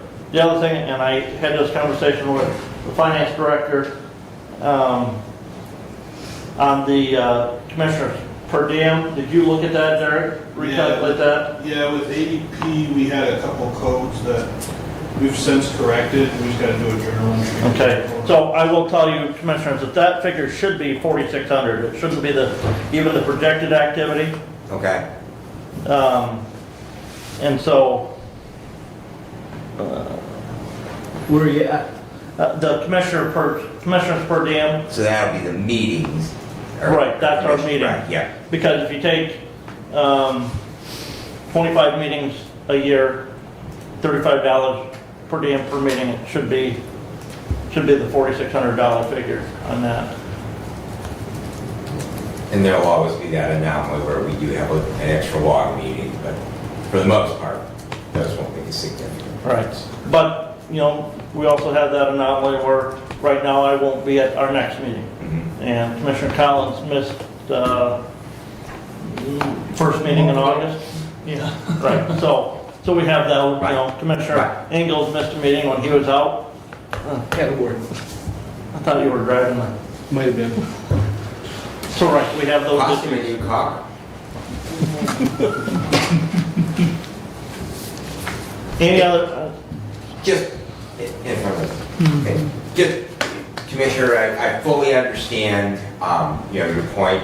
I will say, you know, there is a significant amount of mission creep that has happened in my tenure of time. I'm sure Commissioner Wiley, since he has served equally long now, that OMI, when I joined the Board of Commissioners in 2009, OMI didn't exist. We have another number of other places where materials management, where we had a solid waste management plan that had been in effect forever, and it was gathering dust on a shelf. Now the state of Michigan has said every county is going to be doing that forever. It's never ever going away. Now that we actually can submit to the state as part of our ongoing funding for that, if they keep it up. But it is something, it's a new requirement that's been added. And my only counterpoint to that is that I do believe that every commissioner is probably pretty diligent in making sure in those things that they serve on, that they are submitting per diem requests for that committee work when it is appropriate. Obviously, when it is an assignment of their committee, but things outside of that, I think that they are pretty diligent in not abusing that privilege or that budget item. And we have to consider what you are saying as to what we want commissioners involved in, because the argument I would make is that every person's time is valuable, and if you want us there, and you want us able to come back and report back, and you want our participation in those various different bodies that serve not just in our own county, but in multi-county agencies, such as our medical examiner, the health department, and WellWise, that time does need to be compensated. That is only fair, it's part of the job that we do. The other aspect is we do not have a county administrator, and so it comes to the commissioners, and it falls on our shoulders to do the things that are required. And it does require time, it requires meetings, it requires committee work.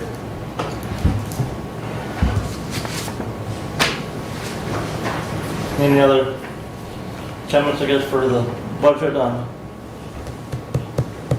Commissioner's budget request? No action today. No action today? We'll go to the budget committee, discuss, Yes. and Yep. then in total, it will be brought back to the Board of Commissioners as a budget package. Just like all the other budget department, or county departments, and we have meetings starting this afternoon with those other department heads. Right. We'll bring back and present a balanced budget later this year. I'm gonna have to ask either to step out or take a 5-minute break. Well, we can recess for 5 minutes if 5-minute It would be- break then. Thank you.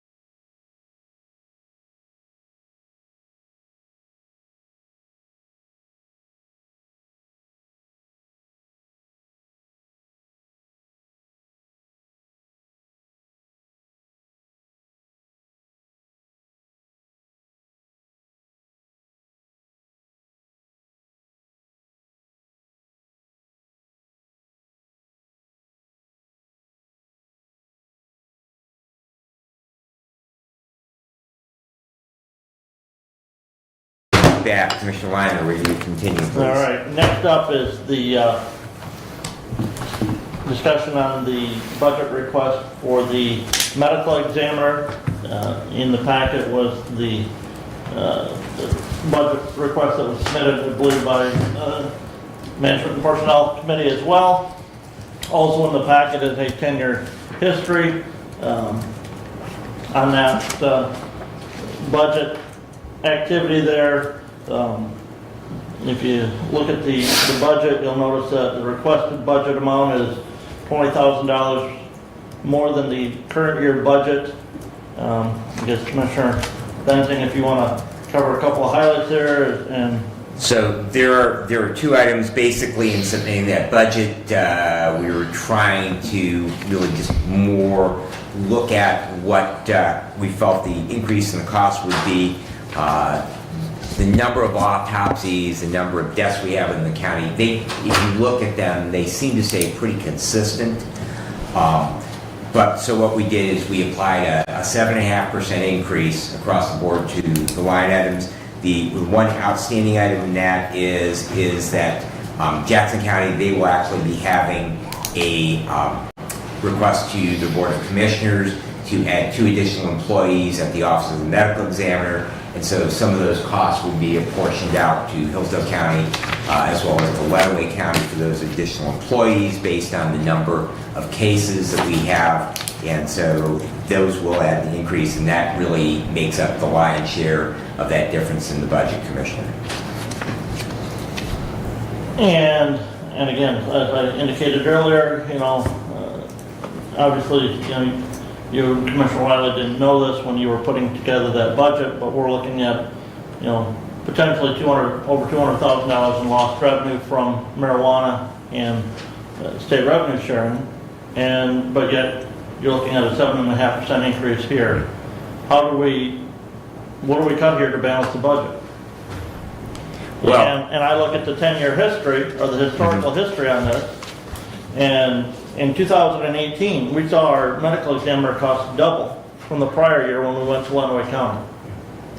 And now with this proposed budget, we're up 3 times what we were prior to switching to Lenawee County. And, we had a conversation about this last month.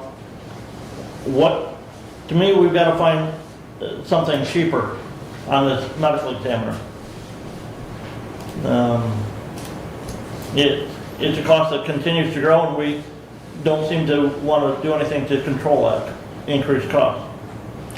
Well, and again, it's a mandated service that we have to provide. It is not something that we can say we're not going to do. And if you look back at that, when those costs were significantly lower, we had a physician that we appointed as a county medical examiner. But basically, the problem we had was that we had an absent person in that position. So consequently, that we were doing probably far below what we were required to do, much lower level of service, and so consequently, yes, the costs were significantly lower, but we really weren't doing the things that we were required to do. So you can ask the Sheriff's Department. They had attempted at one point, because they were unable to get the medical examiner out, they had some sheriff deputies that were trained as medical examiner investigators. They did that to alleviate, because we would have fire departments or EMS personnel sitting on a scene with a deceased individual for hours and hours and hours while they attempted to locate the medical examiner. And so it was tying up resources, so that's when the sheriff implemented the idea of sheriff's deputy medical examiner investigators. That did help with that, but it simply comes down to that we now are doing what we are really not only required to do, but should be doing.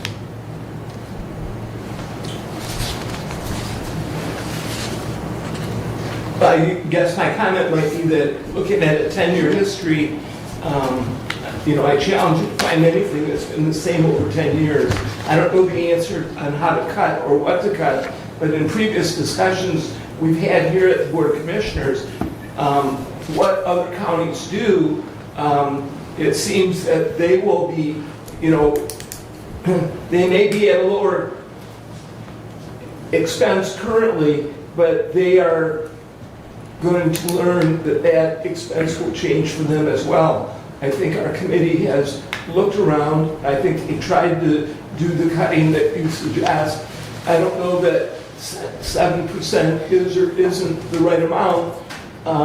It's a 3-county collaboration, and we do not host the facility. So we are not in the driver's seat. Right. So, And that really is one of the big factors, that Jackson County does own the morgue, and those are very expensive. It would cost us well in excess of $1 million to construct a facility. And then it's finding a physician that would be willing to take on those duties, and at what cost. You know, you can look at what physician rates are on a locums basis, and it's in the hundreds of dollars per hour to hire those individuals.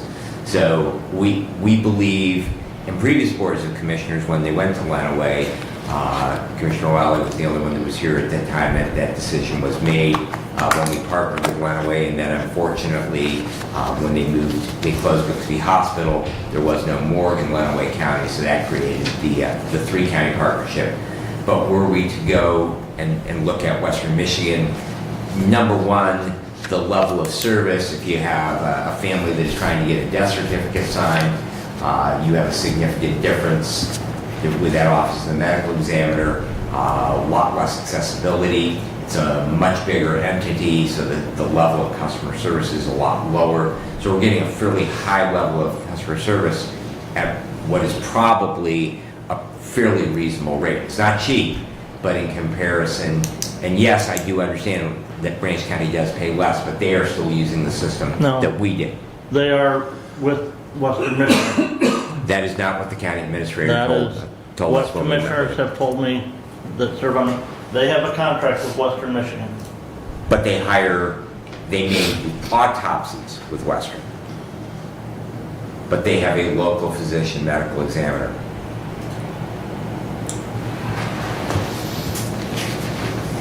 Okay, any other questions on that? Hearing none.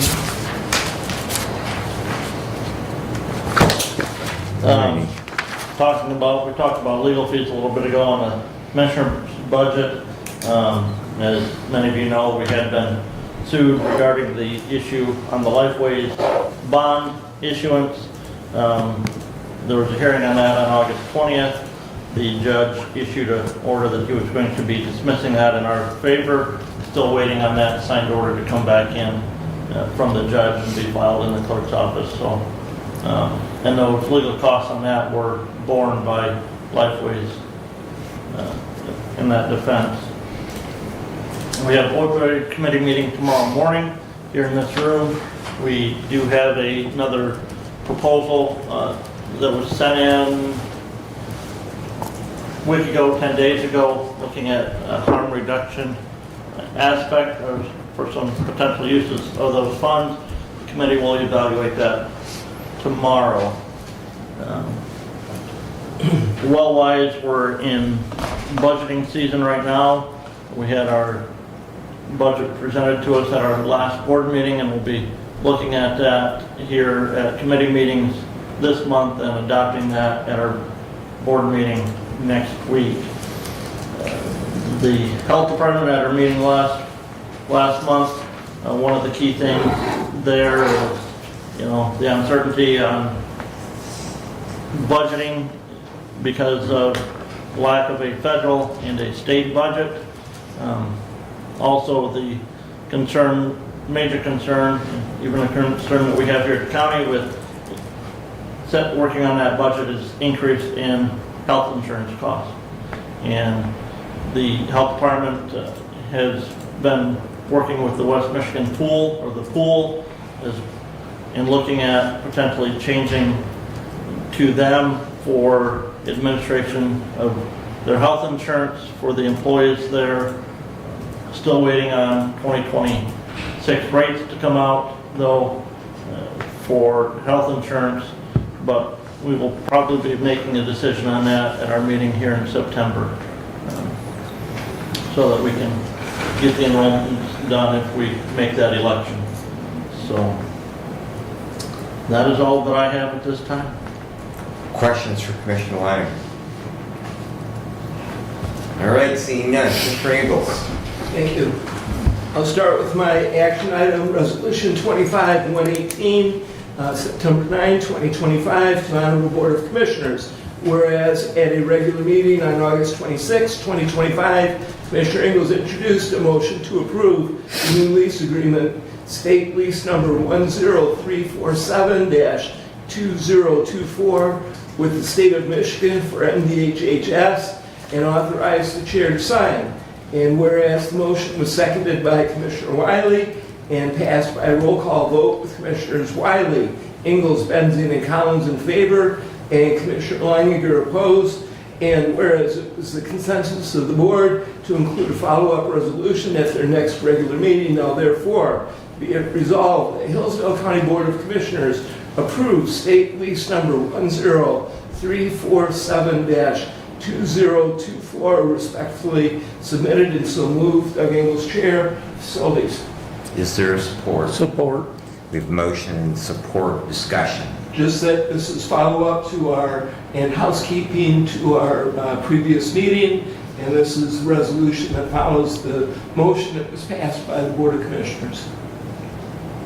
Other comments? And Commissioner, to your request earlier to put it in consent, as Commissioner Benzing and I have routinely, from time to time, had issues that were adopted, but still would not support those on consent. And I have some, when we get talking about your next issue, I think that this whole building project aspect needs to be considered as a package, and I think that potentially this facility is a better home for the next item on discussion, than the 25-care drive is. So I can't support leasing that entire building to the state for 15 years.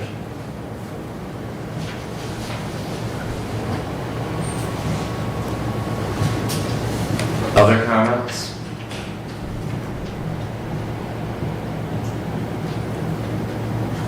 All right, roll call vote, please.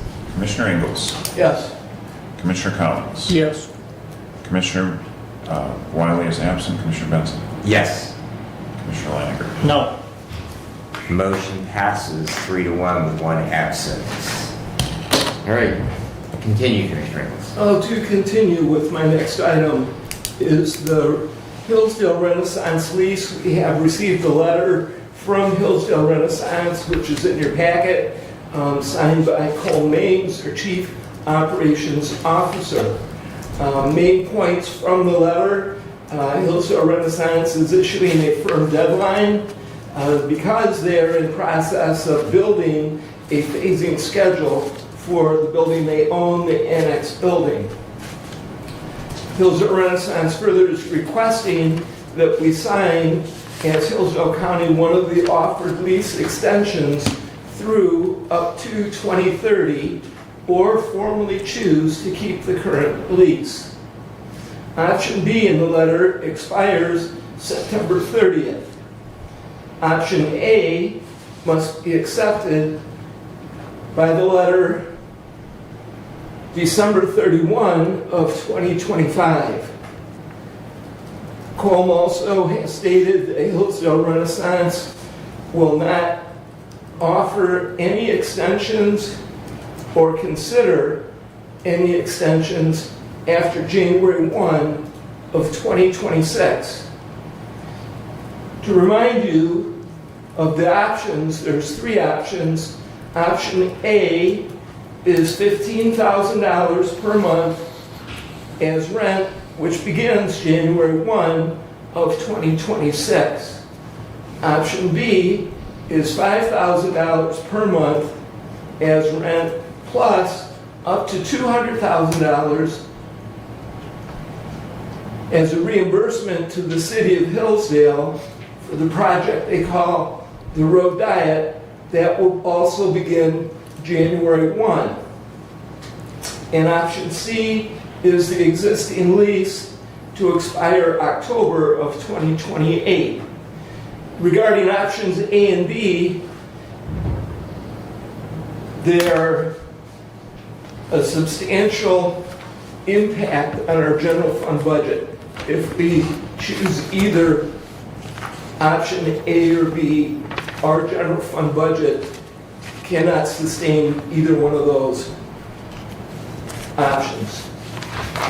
On the plus side, both A and B provide more time for us to complete and make decisions on where to be district court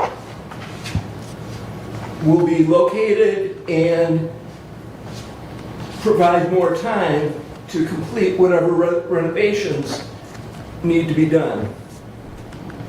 In addition, option B does have a less expense of $500,000 rather than $900,000 of option A. And it will provide roads in the city of Hillsdale, street work. Option C actually is, in fact, less expensive. The estimated total cost of A is $900,000. The estimated total cost of B is $500,000. And the estimated cost of C is $48,000. Those numbers include the monthly or annual payment. In the case of option C, the monthly rent is $600, which is an annual $7,200. We will be obligated for property tax over the course of the term of the lease. The estimation is $30,000, which brings us to that $48,000 of option C. So option C is what was in the lease, is what was expected in terms of cost. The downside is there's less time to determine the renovations for to be district court. If option C is chosen formally by this board, we also need to plan in the 180 days notice to Lifeways so that timely renovations can occur, so that occupancy of to be district court can begin October 31 or November 1 of 2028. And so with that information, are there comments? Didn't we already vote on this 2 weeks ago? And voted that option C was what we What we wanted? voted on 2 weeks ago was the amendment to approve the upstairs with the access to the bathroom. Which was option C, correct? It was an amendment to option C, yes. It was We an voted amendment to our existing lease. Yes, so what we voted on was adding the amendment. We didn't formally accept the fact that we're going to take option C. They're asking for, because we still have September 30 in front of us, which we could choose option B. We have January 1 of 26 in front of us, which we could choose option A. Hillsdale Renaissance is asking for a decision on which option A, B, or C we're choosing because they are in the phasing of creating their building project for the annex. Question, Commissioner Leonard? Well, Commissioner Ingalls, you gave us thoughts on those leases, and I would question a couple of things on the tax rates that you gave, or the projected taxes, specifically in next year, because we're only to pay interest. The current annual tax bill on that property is right about $10,000. And we don't have to start paying rent until, I believe, May 1st of next year. or is it April 1st? I think it's May 1st of next I year. think it's April 1. Okay. So theoretically, we should only be obligated underneath that for 3/4 of the property taxes next year, not the full amount. Same as if you bought a property, you only pay the total. Understood, and these are estimated numbers. And the dollars actually came from equalization last meeting. It was $7,315.21 for summer and $2,576.73 for winter. Naturally, that was, the current taxes, and they will increase slightly as the years go. Yeah. But as you say, there's a certain proration that will happen. And so the point of the numbers that I provided are to give you an idea on the difference of what it's going to cost. Okay, and you mentioned 25 Care Drive. You've yet though to say, talk about renovating that for district court. We just talked about budget and the 2026 budget request for $1.1 million, approximately over anticipated revenue. We were talking about renovating a building, and we have not the revenue to cover the renovation. So we have a lease that expires in October of '28, or we have $15,000 a month that begins in January 1 of '26, or we have $5,000 a month, which begins in January 1 of '26, plus potentially $200,000 that goes with option B. Those are what we have in front of us. My only comment is, regardless of what we do of those three options, at the absolute maximum in 5 years, we still have to have a location for our district court. So nothing changes in that. We can spend $900,000 additional dollars, but we still have to procure and equip, renovate a location for district court. We can spend $500,000 and still in 5 years have to procure and renovate a location for district court. Or we can honor the current terms, and in 2.5 years, we can still, or 3 years, we still have the cost of procuring and renovating a location of district court. That need does not change. So seemingly the least expensive of those options, one of which would add another almost $1 million on top of the cost of doing it, seemingly the shortest option, and the faster we deal with that, the less dollars we spend.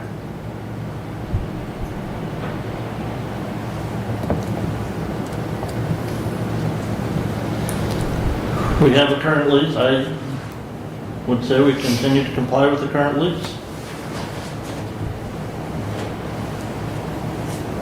I agree with that. 'Cause I assume that's what we voted on 2 weeks ago, was we continue the current lease. And if necessary, Commissioner, I would move that we notify Hillsdale Renaissance that we will not be accepting options A or B.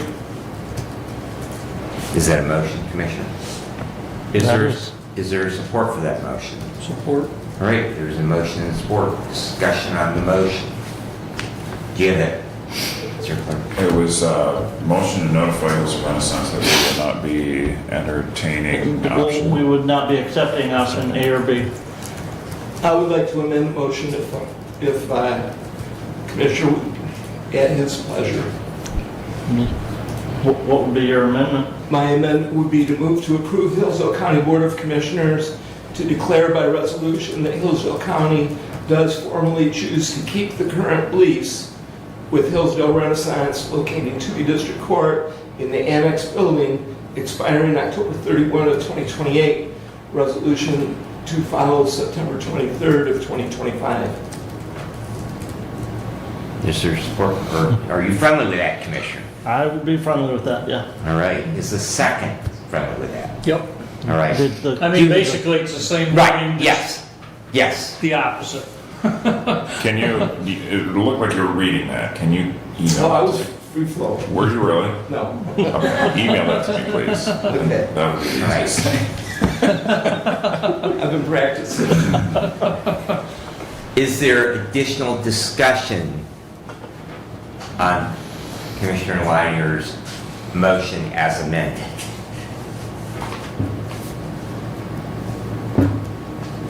All right, I think we're ready to vote now.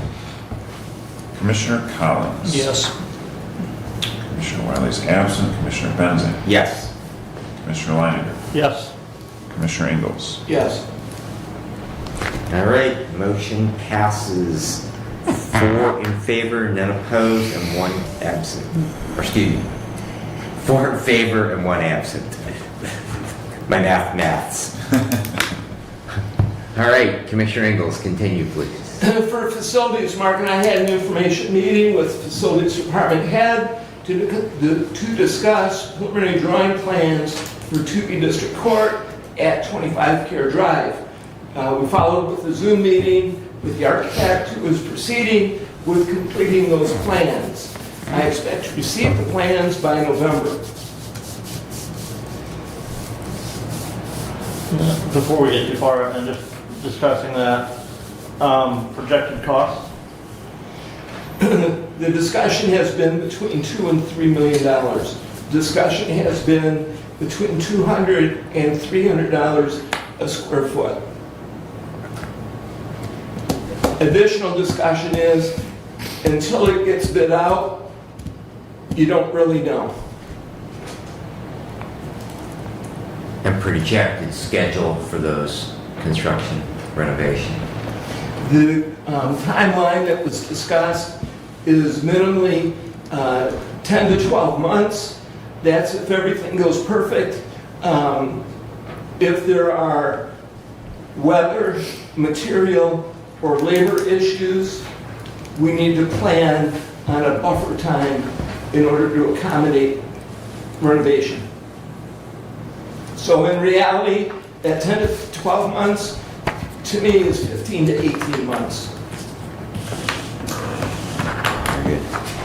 But that would be up to the contractor that would get to bid it out too. I mean, Absolutely. it's all, We can't set that. it's all Yeah. guessing. Yes. Right. You could say 4 years it'll take to build it. So we're trying to but you don't plan. know. We're trying to plan, Yep. and we're But trying to until we ask. get that set in stone, that this is what it's gonna be and this is how long it's gonna take. And in we have order an to idea. set it in stone, the funding's got to be part of the equation. So you're absolutely right. You know, there's a lot of things that we don't know, but we can ask the questions and try and get, at least guidance on where we're headed. Yep. And that's how I answer the questions, because I do ask the questions. All right, anything else, Commissioner? Yes, sir. Materials management did meet on August 28th. They approved the basics of a web page to be put on the county's website, and that will be an educational, informational page that will discuss and provide information on recycling in Hillsdale County. We also approved a postcard mailing as part of that educational process for our residents. I have submitted to Eagle the revised Hillsdale County Management Plan. Eagle had asked for some adjustments in that plan. I submitted that information to them. Once they approve our materials management plan, we will be eligible to apply for reimbursement of expenses. And we are in process of making that happen. I submitted last week, and typically Eagle has gotten back to me very quickly when they have a question. They have not asked me any questions on my most recent submission to them. So I think that we're probably moving forward in a good fashion. It's one of those cases where no news is probably good news, but we don't know that yet. So I'm waiting to hear from Eagle on what they decide for our plan. Parks has been applying the weed control. 2 applications are complete. 3rd application will be coming soon, with 1 or more applications to follow yet this season. They are considering a traffic count for Lewis Henry Park so that they can know. It seems that, the conversation is that a lot of people use the park. My question is there a way to find out how many, and so they're going to put traffic count on that driveway coming in so we can have some real numbers on the actual usage of Lewis Henry Park. And the Budget Committee will meet today with Parks. And so we will be beginning the process of trying to make plans for next year. As far as the road goes, summer projects are wrapping up. Primary road patch and paver will follow. Local road projects are almost complete. Seal coat and chip seal has begun. Fog and seal will happen after that. Second round of brine is in process. Gravel and limestone complete for the year, and many projects have happened. They're also discussing the 5-year federal aid road projects. Preliminary discussions happen before they submit to the Rural Task Force, and annually approximately $1 million is available for road projects from the federal aid portion of their dollars. Michigan Works Southeast meets tomorrow in Ann Arbor. It's a combined meeting with the Developmental Board and the consortium, so that will be a very busy and active meeting. And budget meetings do happen and begin today with department heads and electeds, continue tomorrow and Thursday. And then we'll see where those go. That completes my report for now. If there's any questions. Questions for Commissioner? No, just, Commissioner, a couple things you probably didn't know about this, and I don't know when you talked Road Commissioner Godfrey last night, and Elm Road in Pittsford Township has been closed for about a couple of years now because of the failed tube out there. He notified the Township Board last night that they got permission this week or last week from Eagle to go ahead and replace that tube, so long as it's done by October 15th. That part I did not know. Yes. So he was informing the board of that, and so they will be getting that tube replaced in the next 2 weeks, or in the next month, I guess I should say, because it will be done by October 15th. Does the gas line that supplies Waldron go down that portion of Elm Road? Because that would be a consideration in that project. I am not sure on that, Commissioner. I know it came down Elm Road, but... Right, it does come down Elm Road, but I'm not sure where it deviates over. Yeah. Might require some coordination here.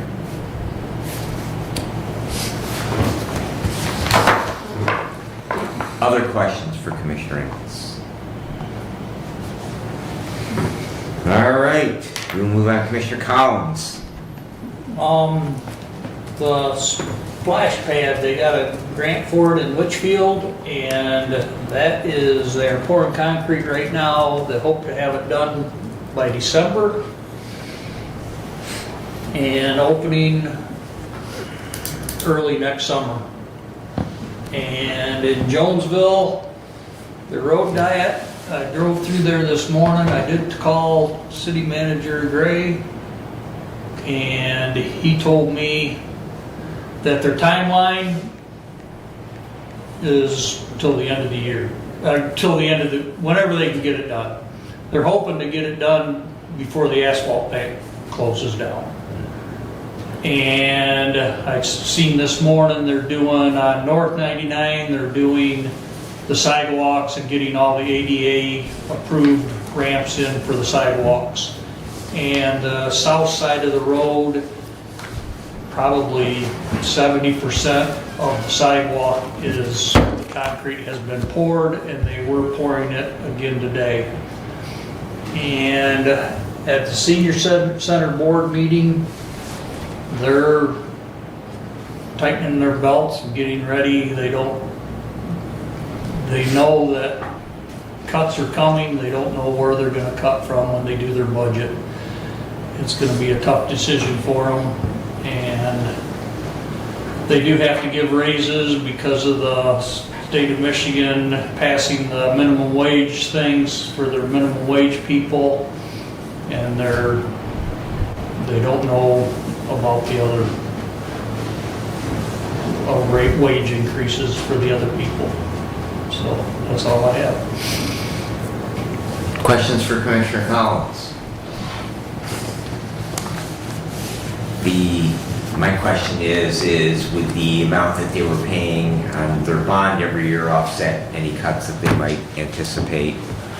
I know they don't know a lot for new programming, but... They just don't know what the cuts are gonna be. Right. They don't know. Mhm. No, I mean, when you don't have a budget set down from either the federal or the state, and you get federal or state money, it's hard to make a budget. So, so they don't know what's gonna be cut, or what's gonna happen. Thank you. Yep. Additional questions for Commissioner Collins? All right, we will move on to my report. Let me get to my tab as first thing I have is an action item for you.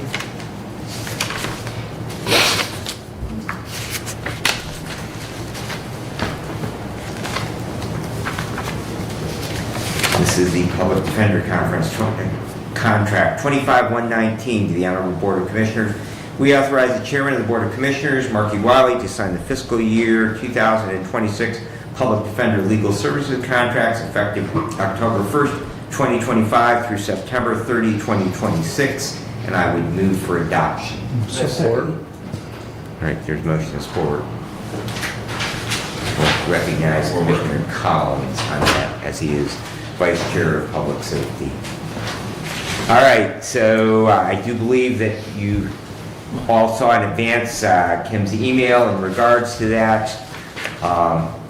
Kim did mention that there is just some minor changes in the reimbursement rates on this. This is a reimbursement from the state of Michigan. The agreement that was entered in a number of years ago fixed the county's portion that we pay towards the public defenders.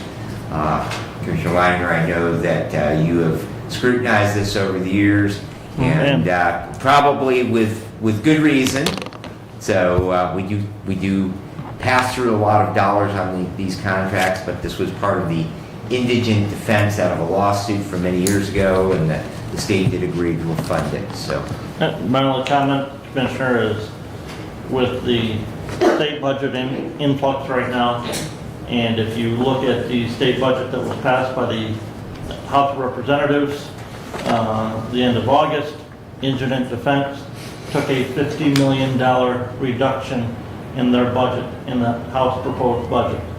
And so signing these, I'm leery of approving these contracts, and I know we've already submitted our budget request for indigent defense for the year. Yes, the county is capped as to our contributions, but with the influx, or the uncertainty on that state budget and the indigent defense spending from the state, I can't support these contracts today because of that uncertainty from the state of Michigan. further comments?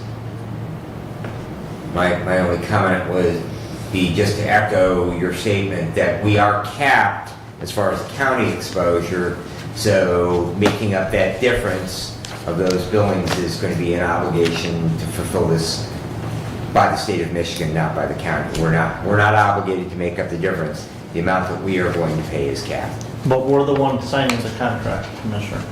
Understood. And Does that change the cap potentially? no. The indigent defense budget at state, I do believe, was proposed at $250 million, and the House passed budget is at $200 million. Well,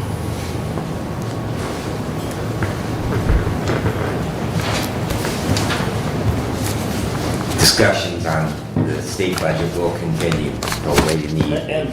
And granted, I understand that what the House passed won't be the final budget either, but Middle ground will prevail. All right, further discussion on the resolution. Seeing none, roll call, please. Commissioner Menzing, Yes. Commissioner Leininger, no, Commissioner Ingles, Yes. Commissioner Collins. Yes. Motion passes 3-1 with one absent. All right, continuing on with my report. Commissioner Wiley and I met with Lenawee and Jackson counties on August 27th to discuss potential intergovernmental agreement for the medical examiner's office. You will have under management personnel a disclosure from Cole Stoker that is an outcome of that since Jackson County and Hillsdale County share that legal representation with Cole Stoker. Cole Stoker did have that need to send us a disclosure, but Jackson County did ask as part of that discussion that their legal counsel review that. Lenawee County, basically that document was prepared by Lenawee County's legal counsel with input from Mark and I and the county administrator and county finance director for Lenawee County. Dr. Mano has encouraged that we do move ahead with an advisory committee that will be part of that agreement. There was zero traction on the part of the administrators from Jackson and Lenawee County to get that up and going in advance of having this agreement in place. And so there is no further movement on making that happen. So I will have a discussion with Dr. Mano on that. Site work, as you received an email for the new tower sites for our 911 upgrade, will begin on September 22nd in Adams Township. They will clear the site there. Once the site is cleared, grades are shot, they will then come in, excavate for the foundations for the tower. The concrete will be poured. That concrete needs 30 days secured before they can put a tower up on it. So once they are complete with that work, they will then move to Woodbridge Township at Camden and Grass Lake Roads and do the same thing there, clear the site, get the elevations, pour the foundations, and then they will move to Litchfield. So that we will be breaking ground for that project.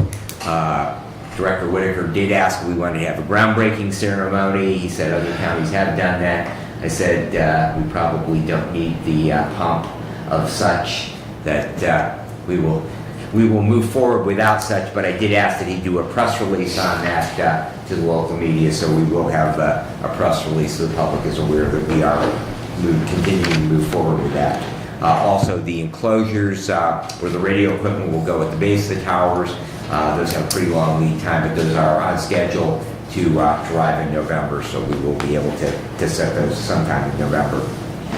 Director Whitaker is working on a new phone contract for Central Dispatch, evidently is a provider for that.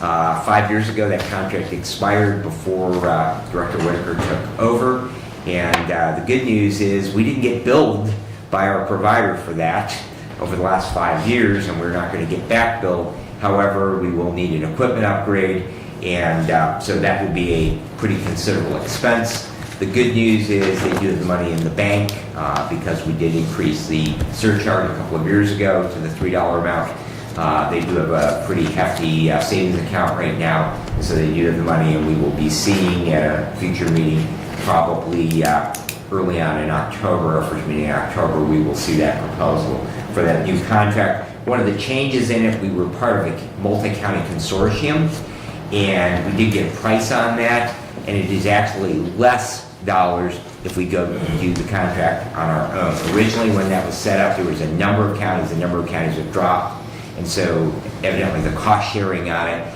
it is not as good a proposal, so we're actually getting a better deal by having our own individual contract rather than being part of a consortium in that regard. I am working with the Sheriff's Department. It was brought to my attention that the AEDs that the Sheriff's deputies carry in the patrol cars for when they are out responding, many times when there is a cardiac arrest, that because law enforcement is out on patrol, they're the first persons on scene that they've had to replace batteries, and we have expiring pads for them. They have both adult and pediatric pads for them. Because that's a fairly considerable expense, and those AEDs are getting longer along in their life cycle, We are going to work together to present a proposal to replace, there are 8 of those, and so I will be working with Captain Bradley and Emergency Management Director Watermill to put together so that we would have the same AEDs that we have throughout the county. We have actually bought a trainer so that we would already have in place a trainer for those devices, and we would also then be able to share batteries or pads or anything else, so that would create uniformity throughout the county. County Medical Control will meet on Thursday morning to finalize the new state amended protocols, and the 911 board will meet on the 17th. And that concludes my report, unless you have questions for me. All right, seeing none, I will move on into management and personnel.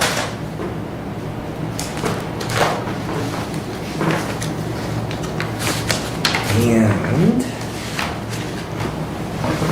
we have 25-120.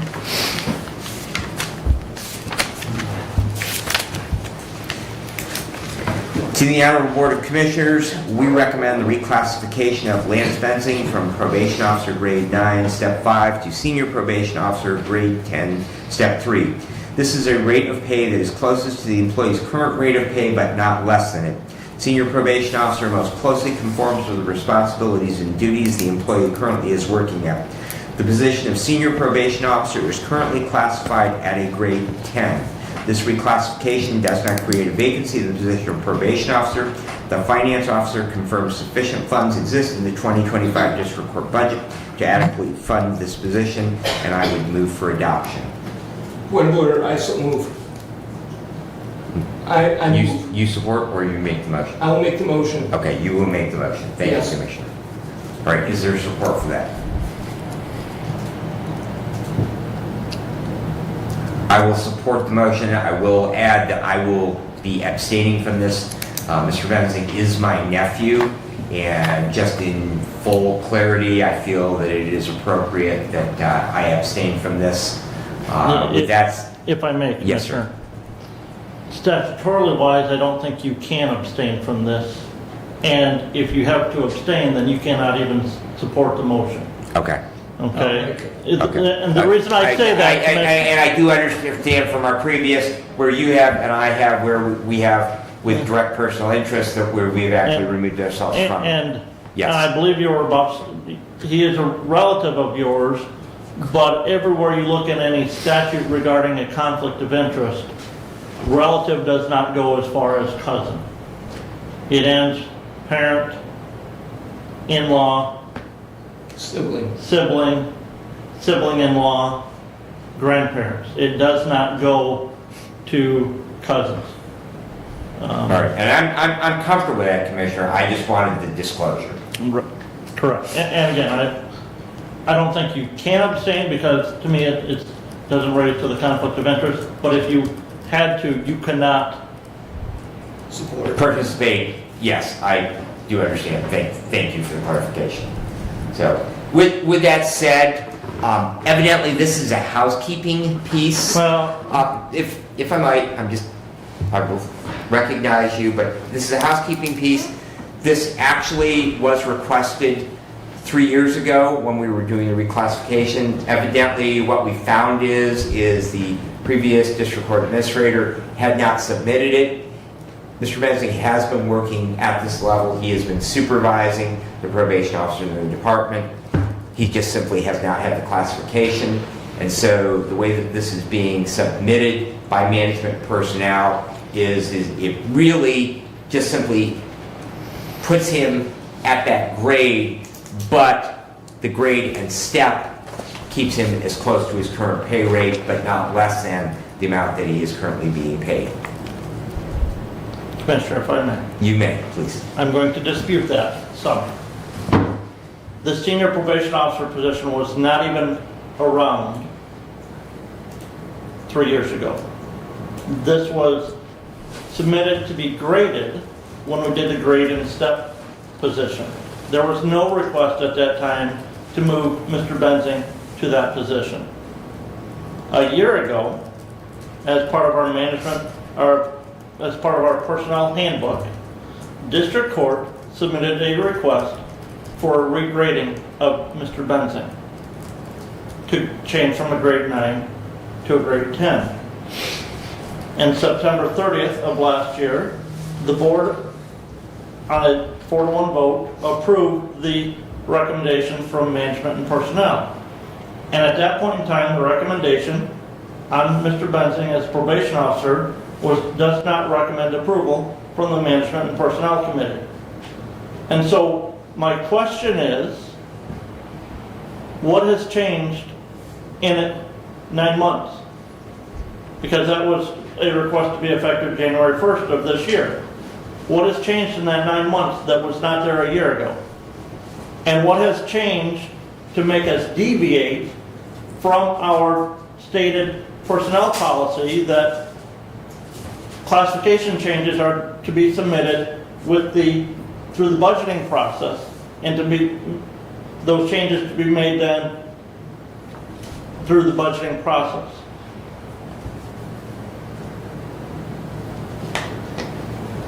And the change that has taken place is that we have a different district court administrator, and in reviewing it, brought to the attention of management and personnel that Mr. Benzing was given the supervisory duties several years ago, and he has been acting in that, but has not been classified.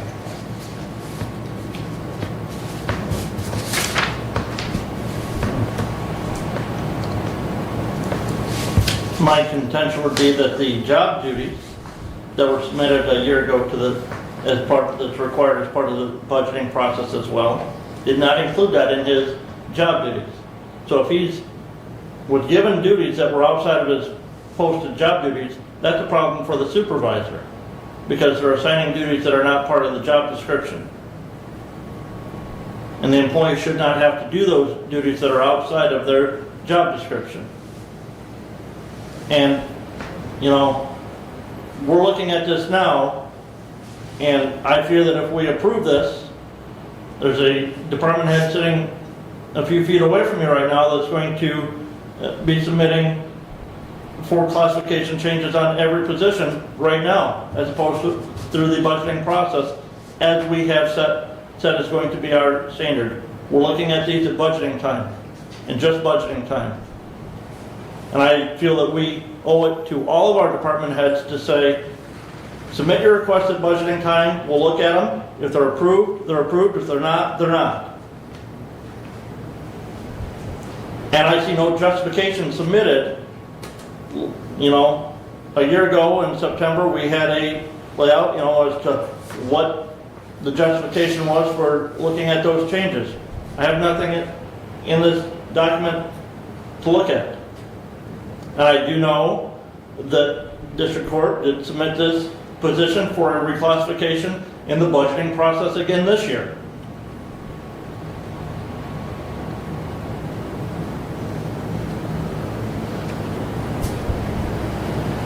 Further discussion.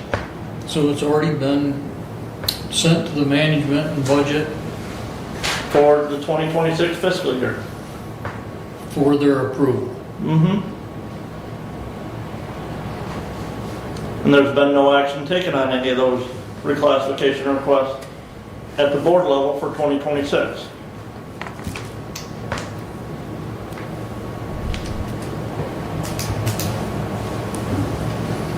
So this would be something for the management and budget to bring out to see if that qualifies to me.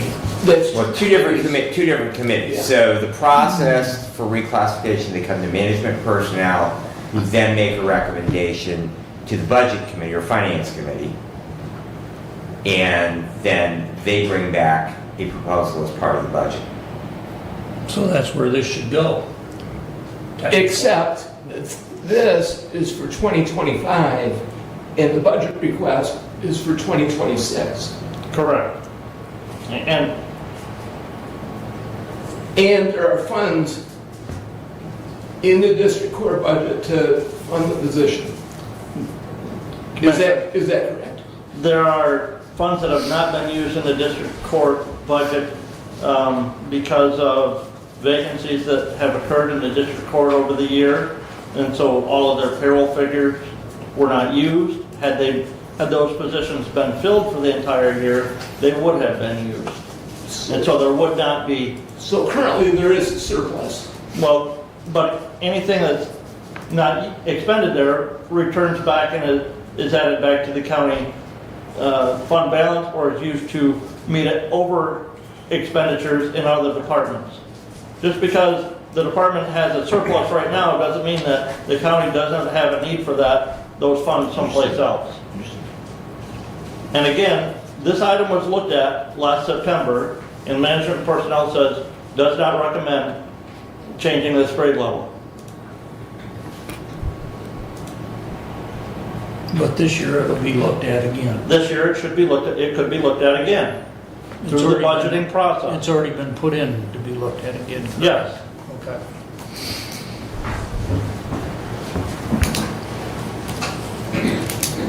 Additional questions, comments? All right, roll call vote on 25-120. Commissioner Bending, Yes. Commissioner Leininger, No. Commissioner Ingalls, Yes. Commissioner Collins. No. The resolution ties and therefore fails. All right, go back through the budgeting process again. All right, continuing on, get back to my tabs.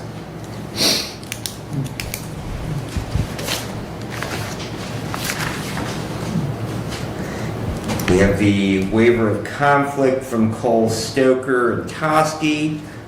That was included in your packet. Again, this is basically a disclosure because they represent both counties. You can see in there that they find that there is no conflict, but they are disclosing it. This would need to be signed by both the County of Hillsdale, by the chairperson, and the County of Jackson, by their chairperson. And I'd like to know what your pleasure is. Would move to authorize Commissioner Wiley to sign the conflict of interest disclosure. I second. All right, we have a motion and support to sign the conflict disclosure discussion. Seeing none, all in favor of the motion signify by saying aye. Aye. Aye. Opposed, the same. Motion passes.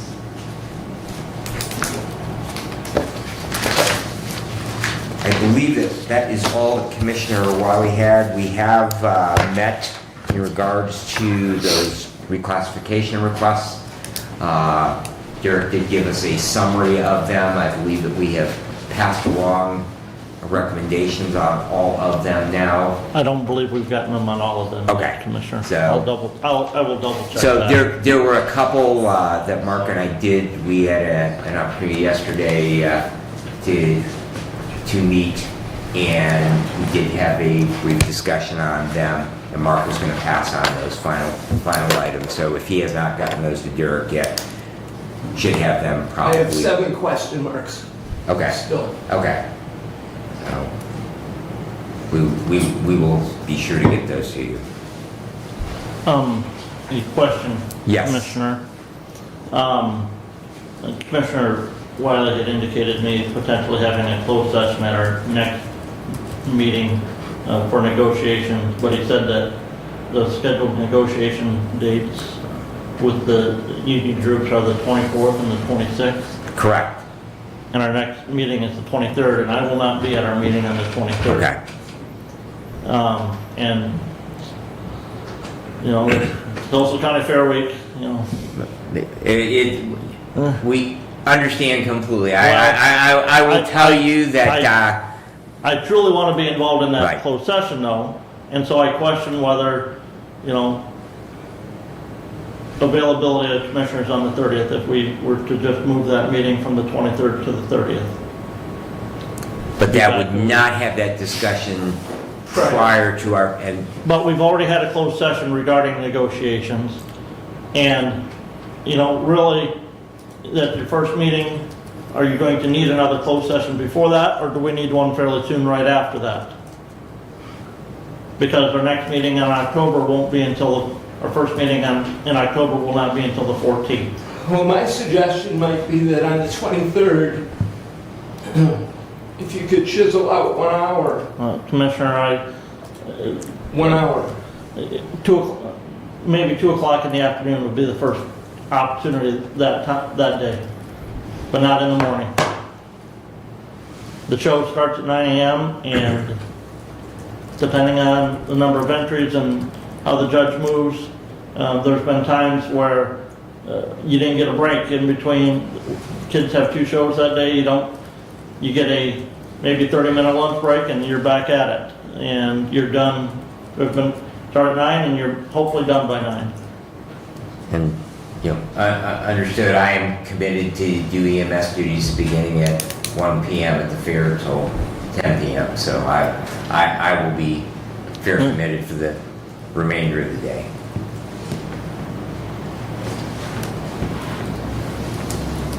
Is it possible, I understand completely your desire to be part of that closed session. So is it possible that the finance director and the vice chair of your committee could be appropriately briefed to be able to represent that? Again, after our first conversation that we had in our last closed session, I questioned what news is going to be able to be shared at that meeting that wouldn't be better discussed after the personnel committee has those first meetings with the bargaining units. In that case, then, if we're going to do it after we have those first sessions, we might as well have that closed session at our first meeting in October. That would not require a change in schedule. The other members of this body have, carved out their calendar to meet on the 23rd, and so it would not require them to make changes in their calendar for another date, and then we could just go ahead and have that closed session. Because if it's going to occur after that first session, really, I don't know that it matters when it occurs after the first session. It would be 3 weeks after, essentially, because October 14th. I am available on the 30th. I am too.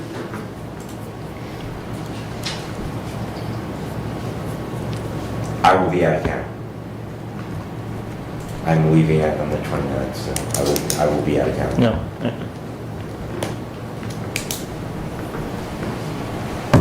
So closed session goes on the 14th. 23rd Okay. to 14th. Okay, 14th. all right. We will let the attorney know then.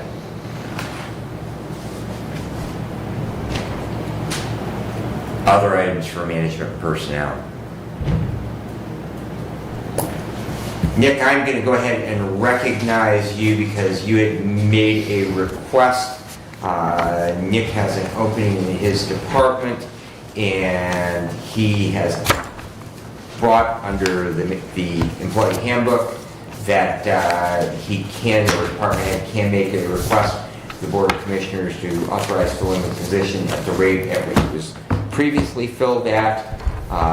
From the pool of candidates, he does have one candidate that is very highly qualified, has all the qualifications plus much above them, and that he has made a request that he does have the option to fill that position at the rate that it was currently budgeted and filled at. So, Nick, does that pretty much wrap up what your ask is? Anything to add? No, just that I was very pleased.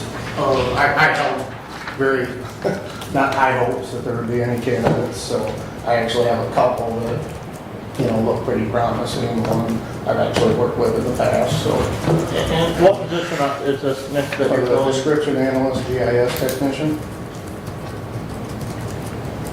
Julie Beeger previously held that position. She was a grade 5, step 2, and she left in August 1st, so I am just at her page 22 of the handbook asking, there is no method by which we request that on there. It just says with commissioner approval, so that's what I'm asking. Because otherwise it would be a grade 5, step 1. Step 1 under the policy of rehires, they step 1 without, and they would remain at a step 2 for next year too. So it's kind of a year plus that they would be at the step 2, where we would be anyway. We would actually be further ahead if Julie hadn't retired, because she would be a Grade 5 step step 3 next year. So. Right.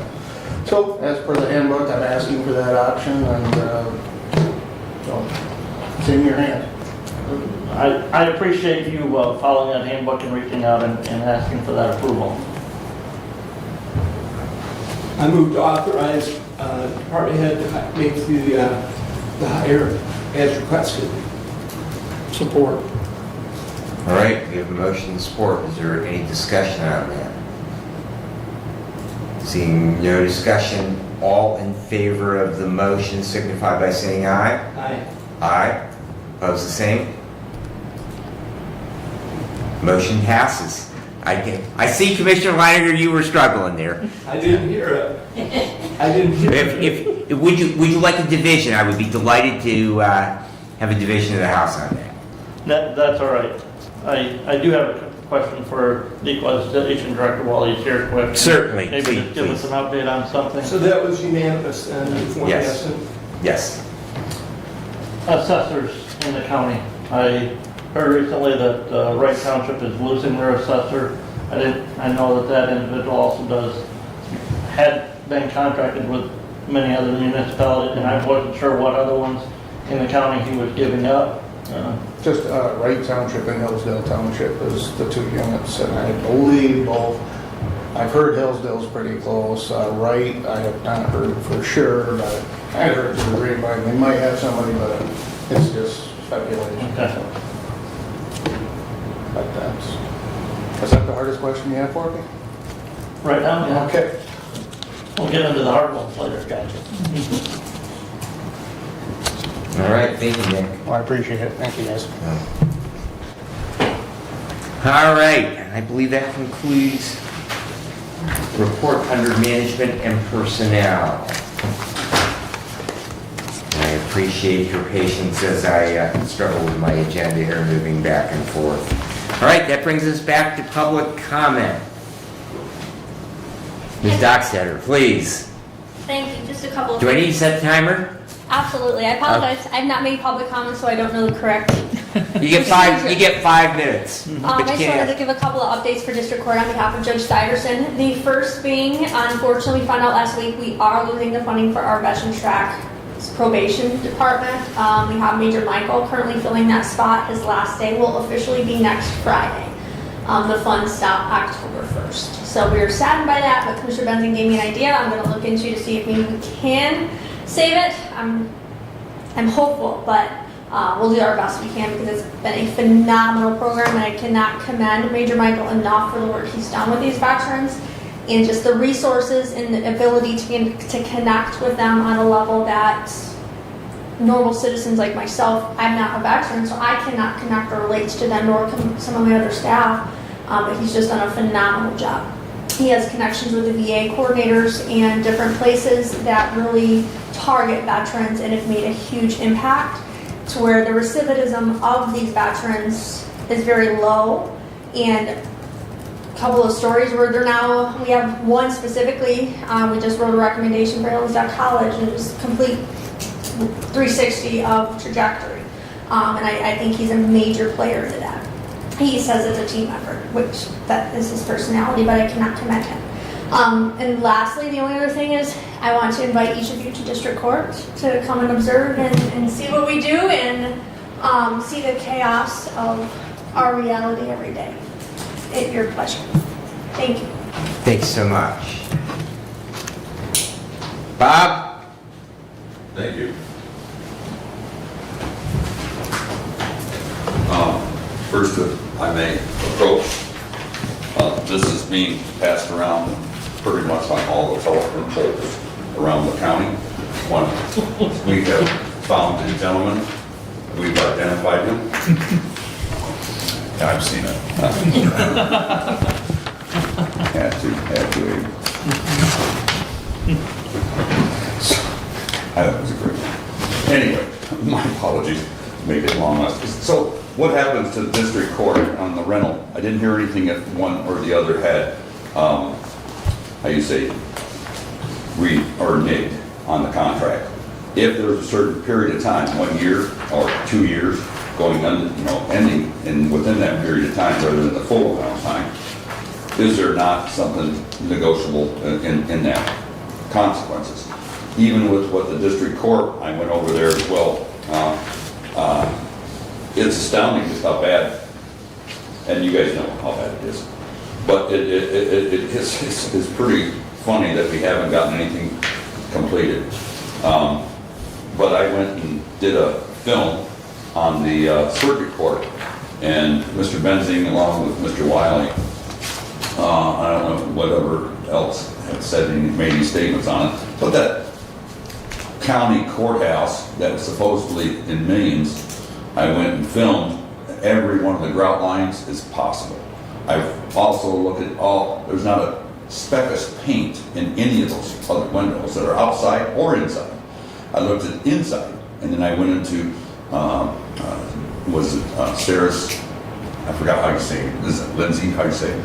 But I went into that, and, not even new carpet, I guess it's, speaking with a couple other people, as well as the chairs that are in there. We don't have that satisfaction to having the money to spend like you guys have done for this,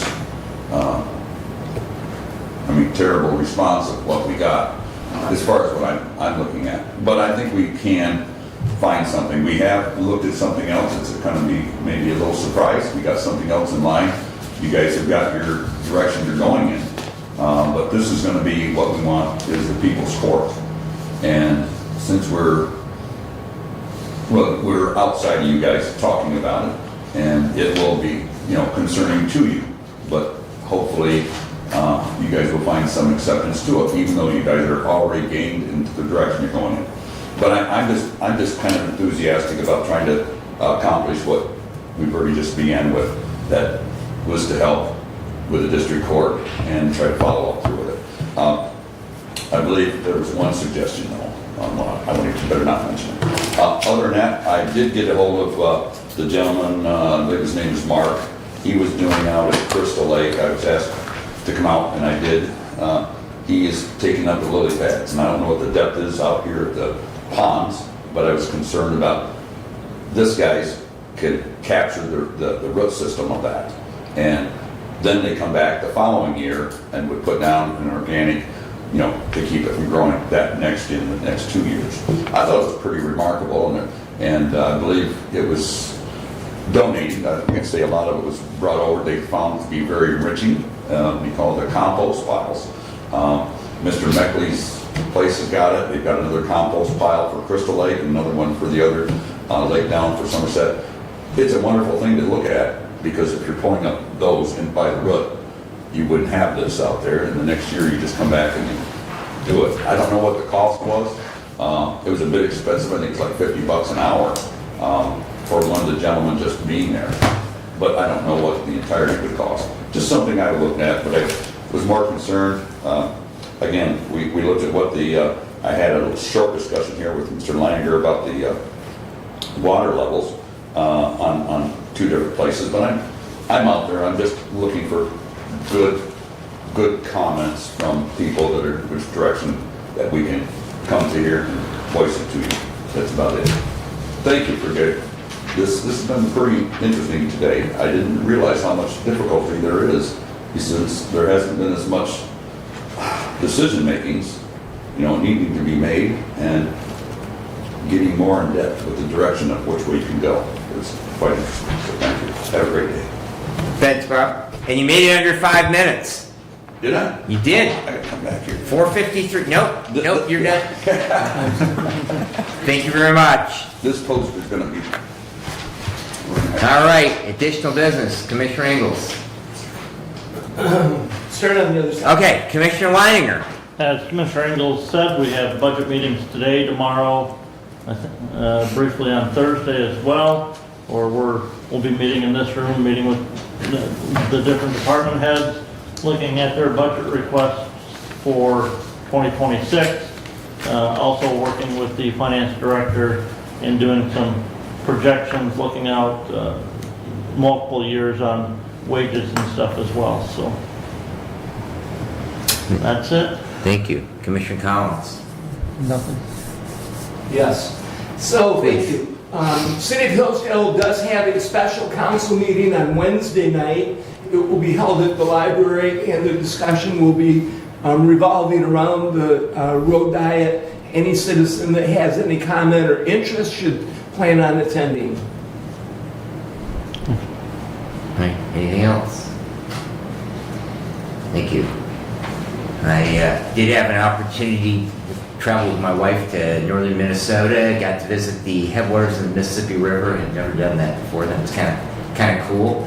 Actually got to walk across the Mississippi on a log, so that was kind of a neat experience. So that, and did some American Rally Association racing, so it's a good trip.